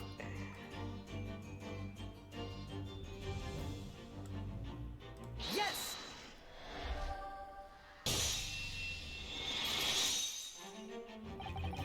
Seaman Stroganoff, you seem to have quite a large purple stain on the back of your white uniform there. He's like, what are you talking about? There's nothing there. Don't look where my hands are hiding. Yes, I don't know where the dirt comes from. So nothing in particular comes to mind about the stain. What are you trying to say? It would appear that the significance of this stain has escaped your attention, Seaman. Allow us to make it plain. It's a very large purple stain on the back of Seaman Stroganoff's uniform. And I think what made it is clear. Indeed it is. So, Mr. Naruhodo, present the evidence that proves it. My pleasure. Alright then. The evidence that proves what the stain is...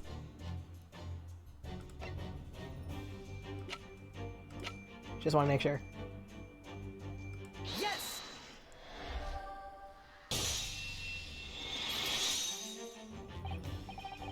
It's this photograph, and the ink it shows. That's what caused the stain on your uniform. Ink? A rather unusual color of ink, purple. Ah! I just realized, where did this snake go? Ah, the penny drops at last. Now you see the significance. Did they have pennies in Britain? The Russian word on the floor next to the victim's body was written in purple ink. And the stain on the back of your uniform is ink of the exact same color. If the ink had been dry, it couldn't possibly have been stained your uniform that way. Which means... you must have been present in the cabin, in the moments immediately after the ink was spilt. Alright, yes. It was me. I did it. Really? This feels a little... I don't know, it's like, usually, I'm so used to, like, the actual killers in Phoenix Wright games just being way more persistent. Unless this is an act. I arranged everything in dead student's cabin to make it look like wardrobe man did. Secret wardrobe man. Then I pressed button to make Buria do emergency stop and bolt cabin door shut. I did everything so no one would suspect our angel. Biff, please. Do you admit to killing him, though? Don't worry, Angel. Let me do talking. It was after 1 in the morning. I was on duty patrolling passageway. Then our angel came to me. She was white like sheet. Biff, please, you must help me. I went with her. The door to cabin number 1 was open. When I looked inside, I saw student boy on floor. What happened here?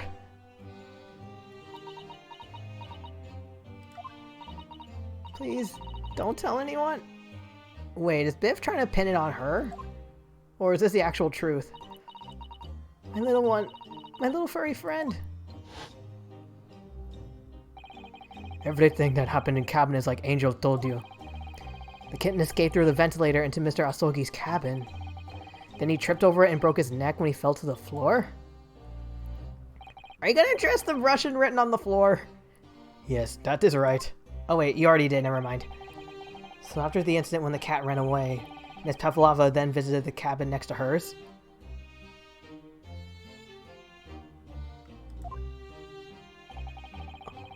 Only to find its occupant lying lifeless on the floor. I was about to say, how the heck did Stroganoff know that someone was in the cabin, someone was in the wardrobe, but then I remembered, like, he couldn't read Japanese, so he probably would have opened it anyways. Like, oh look, there's a man in here! Wait, perfect scapegoat! She said she was worried when she heard sound of something falling on floor. That's when she went to look. No, Angel?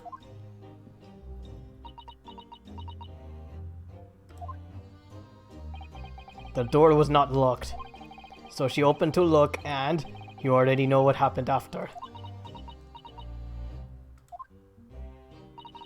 Wait, I thought they did the emergency stop to pick her up, not during the whole like, oh shit, there's a dead dude in here. There's just one thing, if you wouldn't mind. What? When he went to Mr. Asogi's cabin, Miss Pavlova, was he already dead?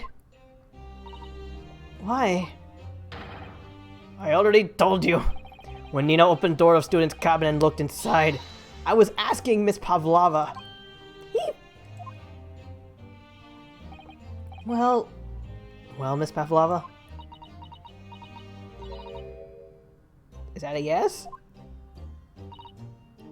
Oh. Damn it. Yes, that is right. I saw him. It was dark, and he was wearing black, but he was on the floor, not moving. I was scared.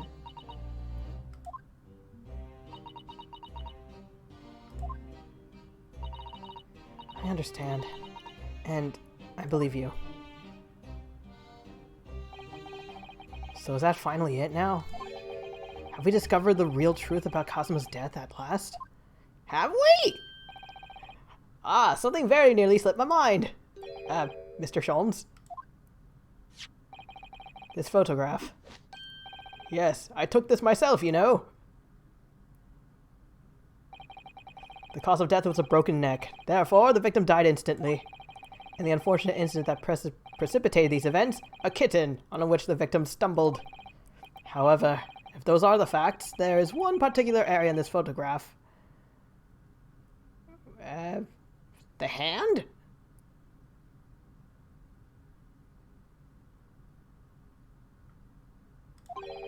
That seems to me somewhat unnatural. Are we going back to the handwriting? What do you mean unnatural? What are your thoughts on the matter, Mr. Naruhodo?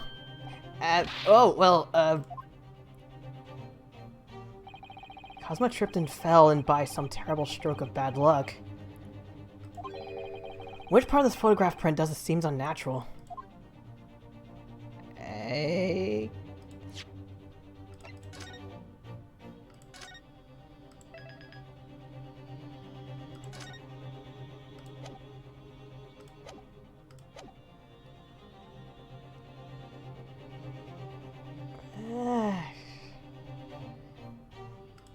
I'm genuinely not. Part of me is thinking maybe the closed fist, but not too sure.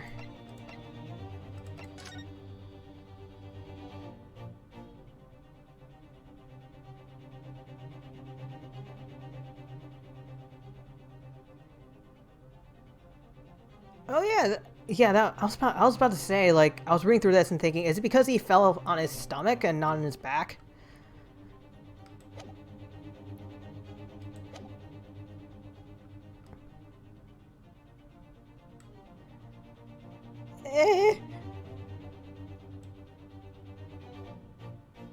Please? Please? Yes! Oh shit.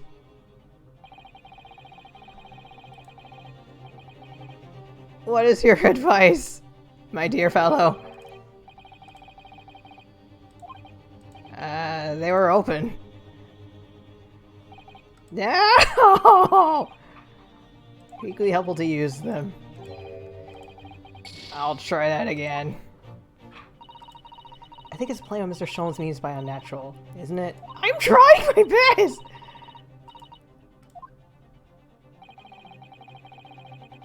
That particularly crass detail was orchestrated by the culprit. No, I mean to identify another point. Imagine, if you will, losing your footing yourself. Would you... That's what I was...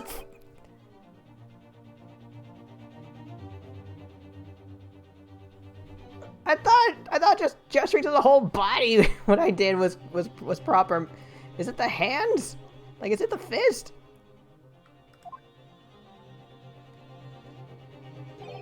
You look like the sort of fellow who stumbles with some regularity. It should be an easy task. Asshole indeed. Why do I?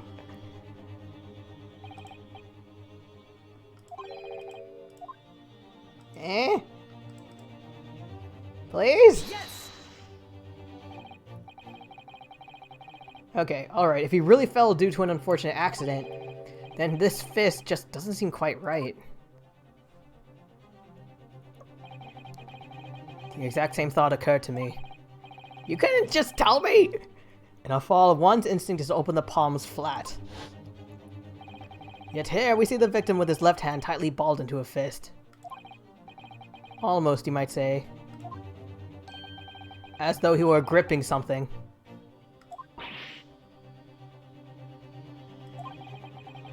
What do you mean? Simply that I took the liberty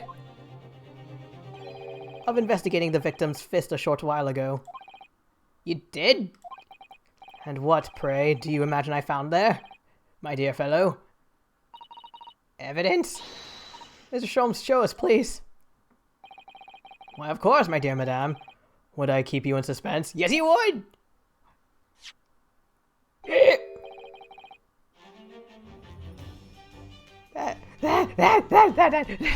That's one of Pavlova's earrings!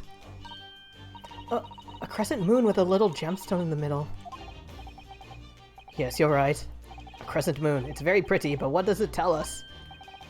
It tells us nothing. I'm not so sure. That crescent moon looks familiar. Yeah, it's hers! Like, her hair is hiding her ears. Observation, Mr. Naruhodo. That is the key. What? The truth is now tantalizingly close. Are you gonna tell me she killed him? And he ripped off her earrings? Well, one of her earrings, and this dude was like, oh no, you did a murder! Don't worry, I'll fix it! And then did the whole door shut trick. How did that crescent moon come to be in Cosmo's clenched fist? Also, if Cosmo, like, ripped it, wouldn't her ear be injured? This is the final clue, the last piece of the puzzle. Ask yourself, what does this little crescent moon mean? What significance has it? And observe, find the answer with your own eyes. Hold on. Boop. Boop.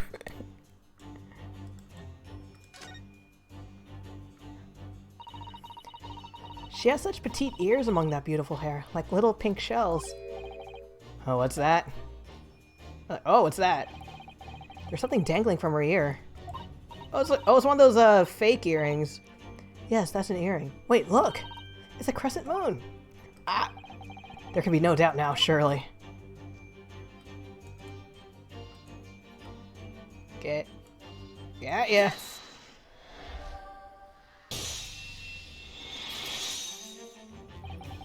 Miss Pavlova, on your ear there.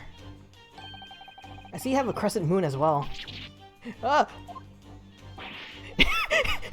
He's like, what? You do? What? And on your other ear. There seems to be a crescent moon missing. Okay, so it didn't entirely rip it off. It just ripped off the dangly bit. The little link holding onto it must have broken, I suppose. Now, the missing crescent moon was found in the victim's clenched fist. Clearly, there's only one logical conclusion. Wouldn't you agree, Mr. Naruhodo? Yes. Miss Pavlova, Mr. Asogi must have grasped that crescent moon and pulled it from your ear. Perhaps just moments before he fell to the floor. In other words, last night in Mr. Asogi's cabin, you witnessed the moment when the victim fell with your own eyes. In fact, you were quite literally at arm's length from him. But then the question is, why did Mr. Asogi do that? Why did he pull your earring from your ear and hold it in his clenched fist during his final moments? Oh no. Oh no, is it like a team murder? Angel. No one can protect you now. Please, Miss Pavlova, tell us the truth. Last night, what did you do to Kazuma? Oh!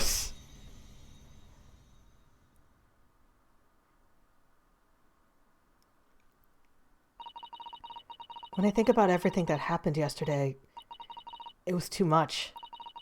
Running away, the fishing boat in the middle of the night, trying to climb onto this huge ship, and then when I was at last in this cabin and I could relax after this horrible, long day.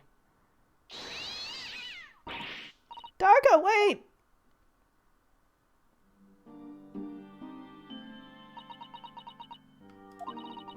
I couldn't believe it when she disappeared through the ventilator. I tried to call her with a little whistle.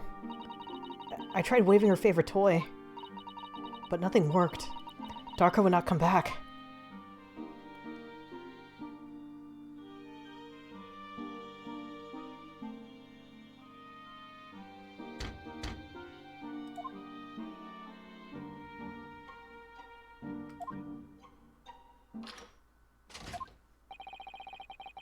What are you doing here at this time of night, Inspector?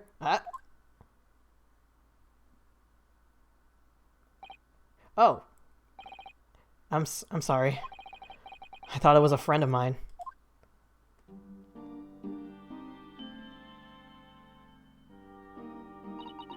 The young man from your country, he was very polite and kind. He also had this strange wind blowing about him. He helped me to find Darka, and he promised not to tell anyone. But then, when I had my friend in my arms again, and I was going to leave the man's cabin... Just a moment. Just a moment. Sorry, but... yes? I'm sure I know your face. I've seen you somewhere before. Oh, shit! Of course. You're Nikolina Pavlova, aren't you? The Russian ballerina. No, I don't know that name. My heart nearly stopped when he said that. He knew who I was. How could this man from a land in the faraway east know a Russian ballerina? It's in the newspaper. Oh wait, you didn't know about the newspaper till later. Yes, I saw your performance in Japan. The beauty of the ballet made a deep impression on me. But what are you doing on the ship? I'm sure I read that your ballet company is performing in Shanghai at the moment. I can't fool him. I have to tell him the truth and hope he doesn't tell anyone. I have no other choice. I see. So you've run away. Please keep my secret. Don't tell anyone. Give me a moment. I could use another opinion here. Oh! He's going to pull the cord. He's going to tell the captain. Why did I think I could... Wait, you said you were friends with the crew. Wouldn't that be okay? Why did I think I could trust him? Then it happened. Everything at once. It was only a second, but it felt like forever. Wait! And then... Poor... Oh, honey, he wasn't looking at you. He was looking at the cord. He was looking at the wardrobe. Darka jumped out of my arms and down to the young man's feet. And as he turned around to look at me... How strong are your arms? I pushed him. I don't even know why. I don't know why I did it. I was just so scared.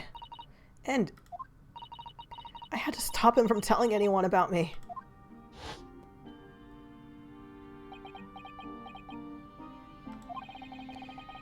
And that's when you went to fetch for help? From Seaman Stroganov, who was on duty out in the passageway.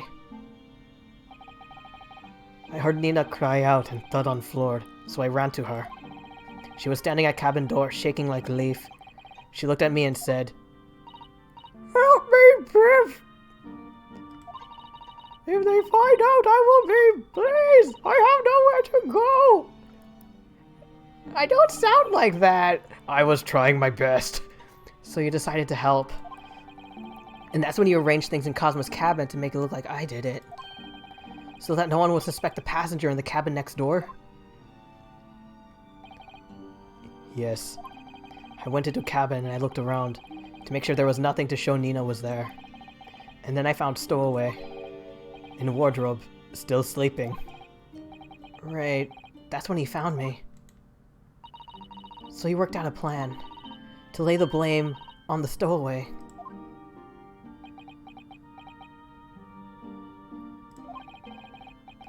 I closed wardrobe doors and put back strange paper sign.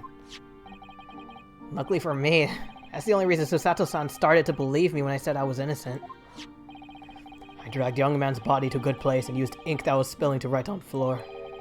I wrote that so that person who found him would look inside wardrobe and find Stowaway. And tell me, what's of the glass bell? It was by my feet, so I picked it up. I see. But it was dark in the cabin. I didn't notice the other half. Then Angel went back to her cabin, and I finished job. By pressing the emergency alarm button in the passageway? Yes. Where is Cat? Accordingly, the SS Bordia did indeed come to an emergency halt at a little after 2 a.m., thus enticing the bolt on the cabin door to slide shut, creating the locked room mystery. Holy hell! There's still one thing I don't get. What? Well, you said that you told Cosmo about the fact that you'd run away from your homeland. And it's because you were worried he was going to tell the captain that you pushed him. Isn't that right? Yes. But even if he had pulled the bell cord and called for the captain of the ship, aren't you friends with every member of the crew? Yeah, that's what I was thinking! Oh, have a good night, Ebba. Thank you for tuning in. Why would that have been a problem?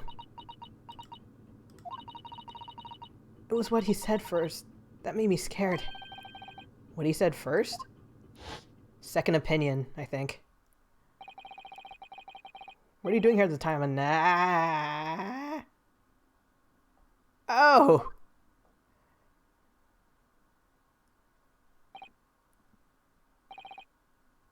Oh, I'm sorry. So she... Okay, so she thought Captain was Inspector?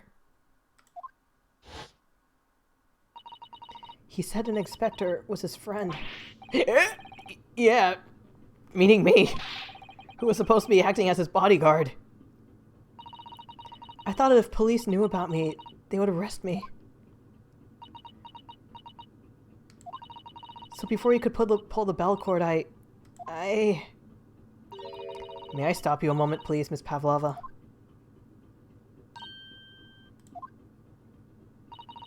It just doesn't seem to make sense. I mean, was Mr. Asoki really going to pull the bell cord? I don't know. What?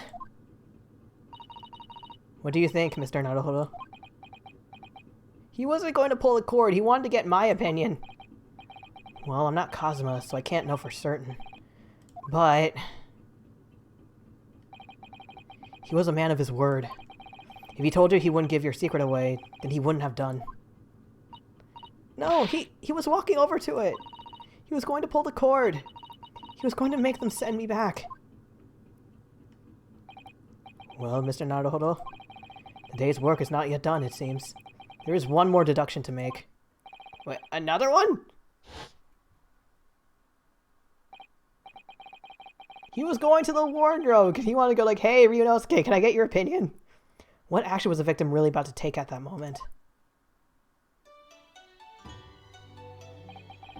Can we determine whether the young man's gaze was directed?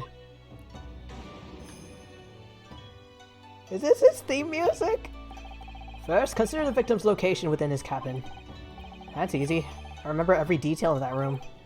I mean, yes, I spent quite a lot of time in the wardrobe, but still. That cabin has been my home for the entire voyage. So this is how the cabin looked last night when Miss Pavlova visited Kazuma-sama? Yes, it's exactly how it was. Are you ready then, Mr. Naruhodo? Yes. There's one thing I've learned today, is that a simple gaze can reveal all manner of truths. And not only that, in order to draw the right conclusion, you can't afford to be out by even a little bit when you're following the gaze to where it lands. So when he turned away from Miss Pavlova, what exactly was he looking at? I know!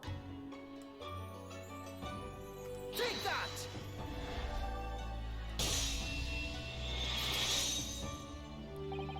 Considering everything that happened last night, certainly it may have looked as though Kazuma was going to ring the bell cord.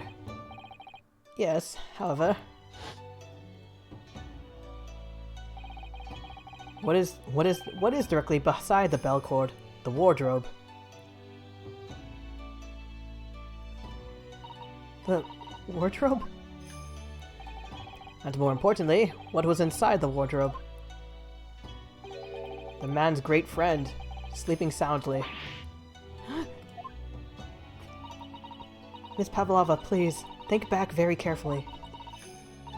What were Mr. Asogi's exact words last night? Give me a moment. I could use another opinion here. Another opinion? Yes, but not from a member of the crew. No, Mr. Asogi intended to consult his close friend on the matter. To see if, between them, they might be able to help in some way, no doubt. Oh no. Sadly, we can't know the truth for certain now. It's too late for that. But I wish you had made sure of what Mr. Asogi was looking at. Things may have ended very differently, if you had.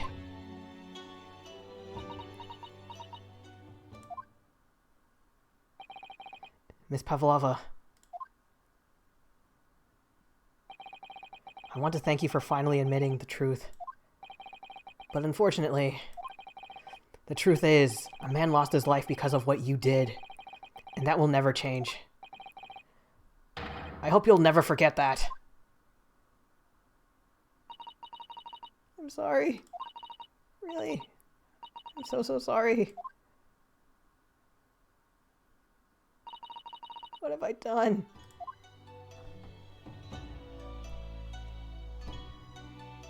What happens to her now? Like, they don't arrest her and send her back. Like, do they? So at long last, the mystery surrounding the tragic accident on the SS Bordia was finally laid to rest. This was not the ending I expected.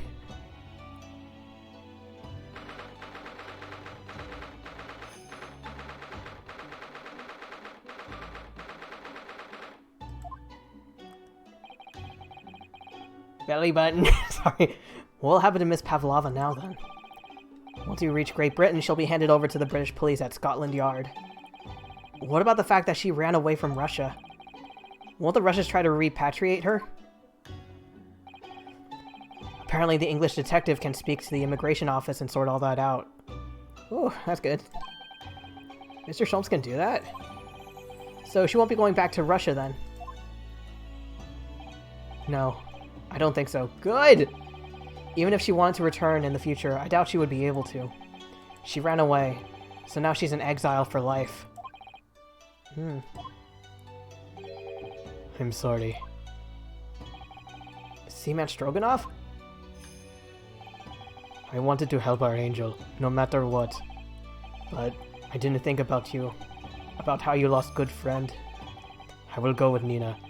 I will give myself to British police. That's kind of you. In the meantime, thank you for letting me go free again. Kazuma's death feels like such a waste. But... well, do what you can for Miss Pavlova, won't you? Duh. Well, I'm afraid you need to pack now. Me? We're due to arrive in Hong Kong tomorrow. As much as it pains me, I'm gonna have to hand it over to the consul to its... Oh right, I was a stowaway.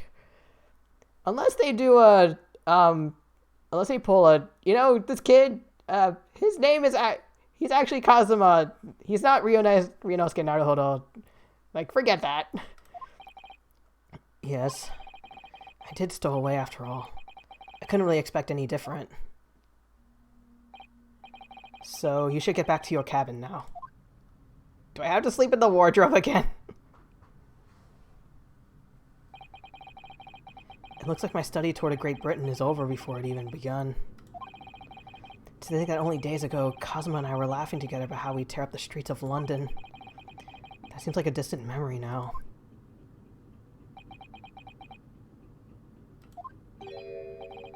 What's that? Is it someone weeping? Oh! I was about to say, is Pavlova next door? But then I saw Susato there. Susato-san? Please don't throw me. Naruhodo-san, I didn't know you had returned. Oh, well, I haven't been back long. Inspector Hosonaga just told me I should pack. You know, ready to leave the ship tomorrow and all that.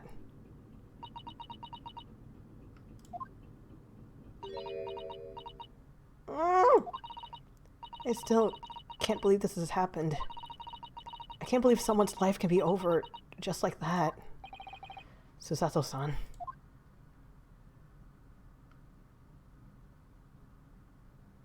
Where'd the sword go? He had such grand ideas for this visit to Great Britain. So many dreams. And now they've been cruelly taken away. Just as he has. I thought I could never forgive the person responsible. But now we know the truth. That it was just an accident. Just a silly series of mishaps. It's too much, Naruhodo-san. It's just too much. Yes, I know. It.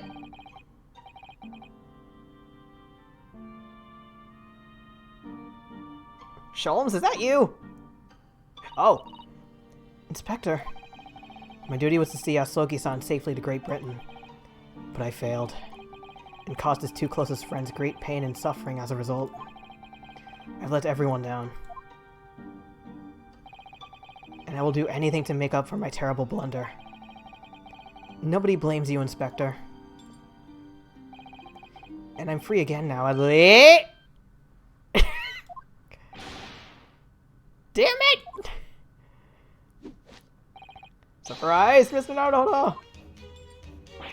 What is the— what? What is the meaning of this? Oh, a trifling matter. Simply that in my head, I think I shall always picture you wearing those shackles. Screw your head! Without them, the balance seems all wrong. It's distracting. You're distracting! So I decided to restore them, for old time's sake, shall we say. You are a stowaway after all. You have horrible timing. He thinks this is funny?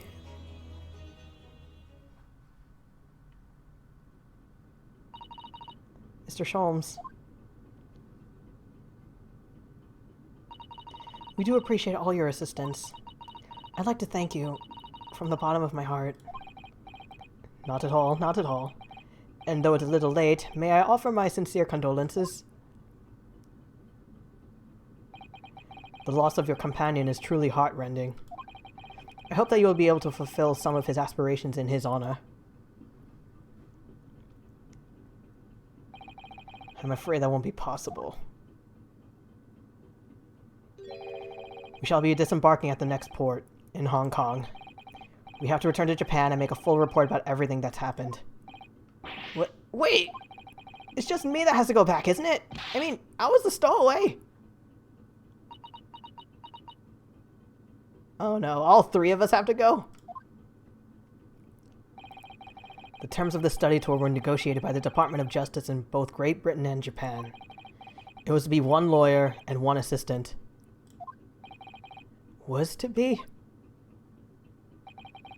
In the light of Mr. Asogi's unfortunate death, I'm afraid the study tour can no longer go ahead. Were they notified already? Oh no.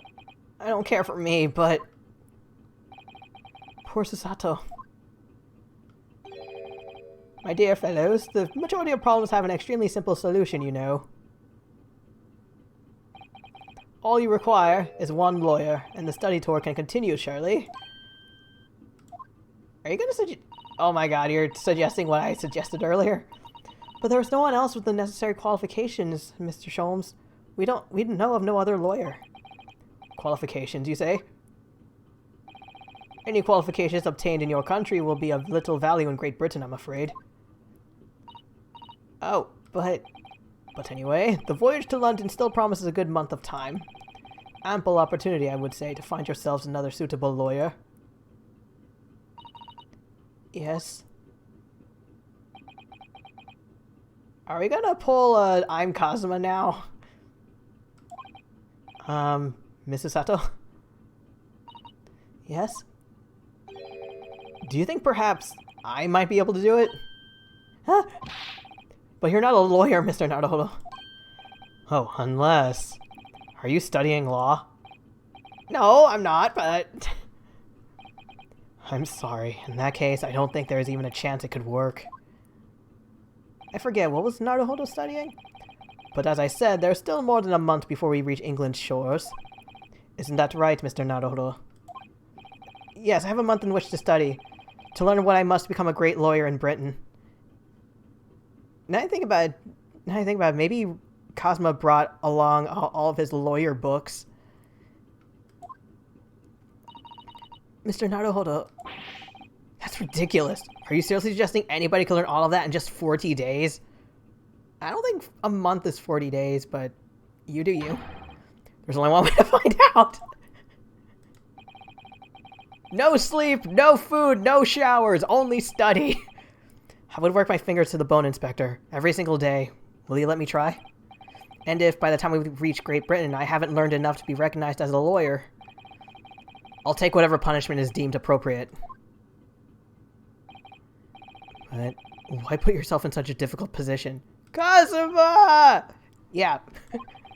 He said that there was something he had to do in Great Britain, and that he would sacrifice anything to make it happen. He was passionate about it. I can't let all that passion just come to nothing. And anyway, it's for my own benefit, too.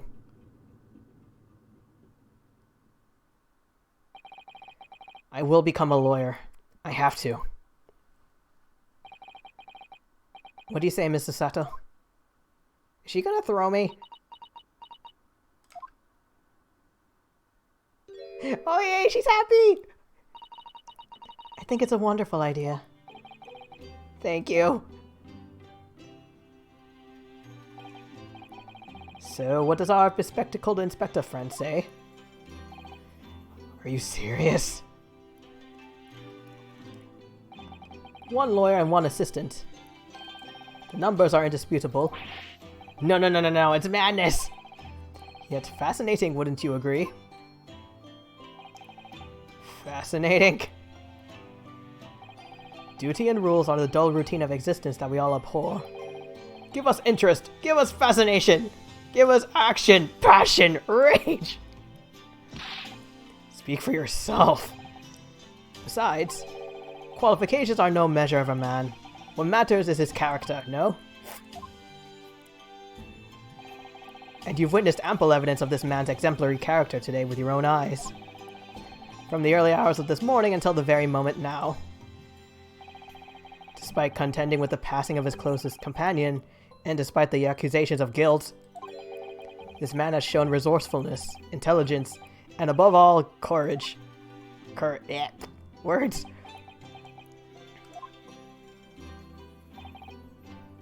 He's 100% done. Very well. I'll think of a clever way to word my report to the Department of Justice. Inspector, after all, I did just make a promise, didn't I? I said that I'd do anything at all to make up for my shortcomings here. Oh, thank you, Inspector. If you'll excuse me, I must pay a visit to the captain's quarters, I think. I need to discuss what to do next, and how best to make my report. Thank you. Are you really prepared to attempt this, Mr. Naruhodo? Yes, I'm going to try. I wonder, would you consider teaching me what I need to know? Everything about being a lawyer? Is she gonna throw me? I would be delighted to help you. I am a judicial assistant after all. Thank you! First things first, what's a lawyer? Mr. Naruhodo? I'd like you to take charge of this. What? Me? Are you sure? I'm sure it's what Kazuma-sama would have wanted. Its name is Karuma. Karma? It's a great sword that's been in the Asogi clan for generations. Very well. I accept. I'll treasure it always.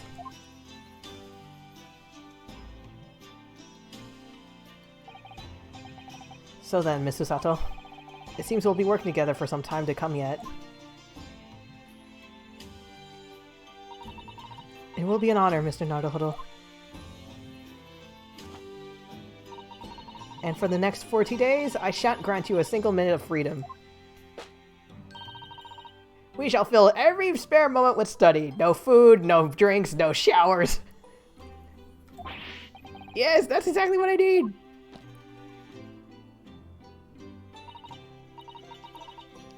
But before we begin, I have an earnest favor to ask of you too.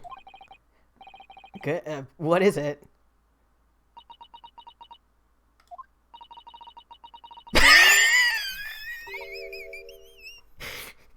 Please throw it to the ground. 3 times. What? I should never have doubted you. You were Kazuma-sama's closest friend. Of course you would never have done anything to hurt him. That should have been obvious to me from the start. Did she throw me 3 times through this whole case? But I allowed suspicion to get the better of me. And no matter how upset I was feeling, it was completely unforgivable behavior. No. You weren't in shock. You just found out about me stowing away, and the cabin door was locked from the inside. No, I won't let you make excuses for me. Whatever the circumstances, I should never have thrown you. And not just once, but 5! Really? 5? That number keeps creeping up, doesn't it? Please, you must. Just take hold of me and throw me. Do it! Don't even think about it! No. I don't even know how! I've never thrown anyone in my life! Very wise, Mr. Naruhodo. It isn't a skill one acquires without considerable training. Are you gonna teach me? Oh, Mr. Sholmes. I observed your throwing technique several times with great interest. I confess I was most impressed. When did he see that? Wasn't there that one time? I presume that would be a form of Japanese wrestling. Judo? Maybe? Oh, well, in a way, it's not wrestling, but my own interpretation of an ancient jujutsu technique. Apparently it's called the Susato Takedown. It leaves your head swimming, believe me. How beguiling. I am a practitioner of the combative arts myself. I am somewhat accomplished boxer. Watch me punch the air. Almost looks like he's... Honestly, it kind of looks more like he's dancing. Then again, fighting can look like dancing in the other way around. There he goes dancing around again! I wonder if you'll be so kind as to instruct me on the technique of your arresting throw. Yes, I'd be honored. Then let us not dally. Demonstrate, my dear madame. On him or me? Oh, of course. Oh no. Are you ready, Mr. Naruhodo? What? Sorry?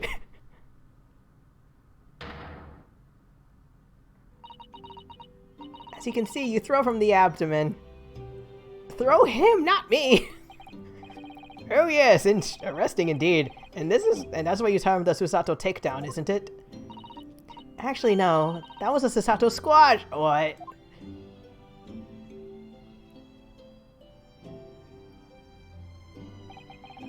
In my groggy state of consciousness, a scene from an evening recently spent with Kazuma flickered into my mind. Ooh. Karuma? That's right. It's a prized sword that's been passed down through generations of the Asogi clan. I can't believe you managed to get permission to bring it with you. I mean, taking a katana on a study tour is more than a little irregular, surely.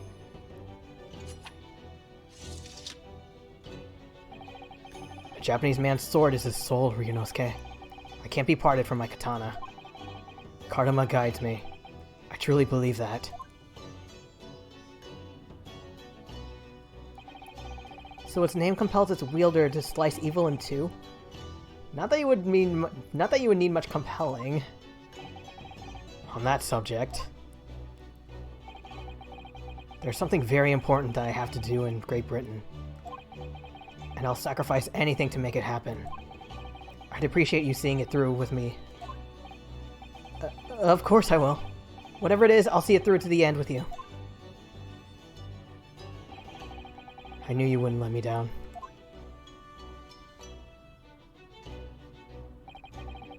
That important thing he had to do, I still don't know what that was.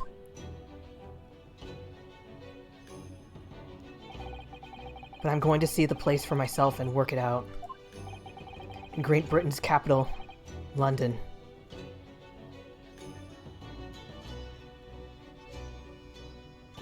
Yay! Boo! Kazuma's dead, but yay! I can end the stream. Oh, achievement unlocked, Crash Course Candidate.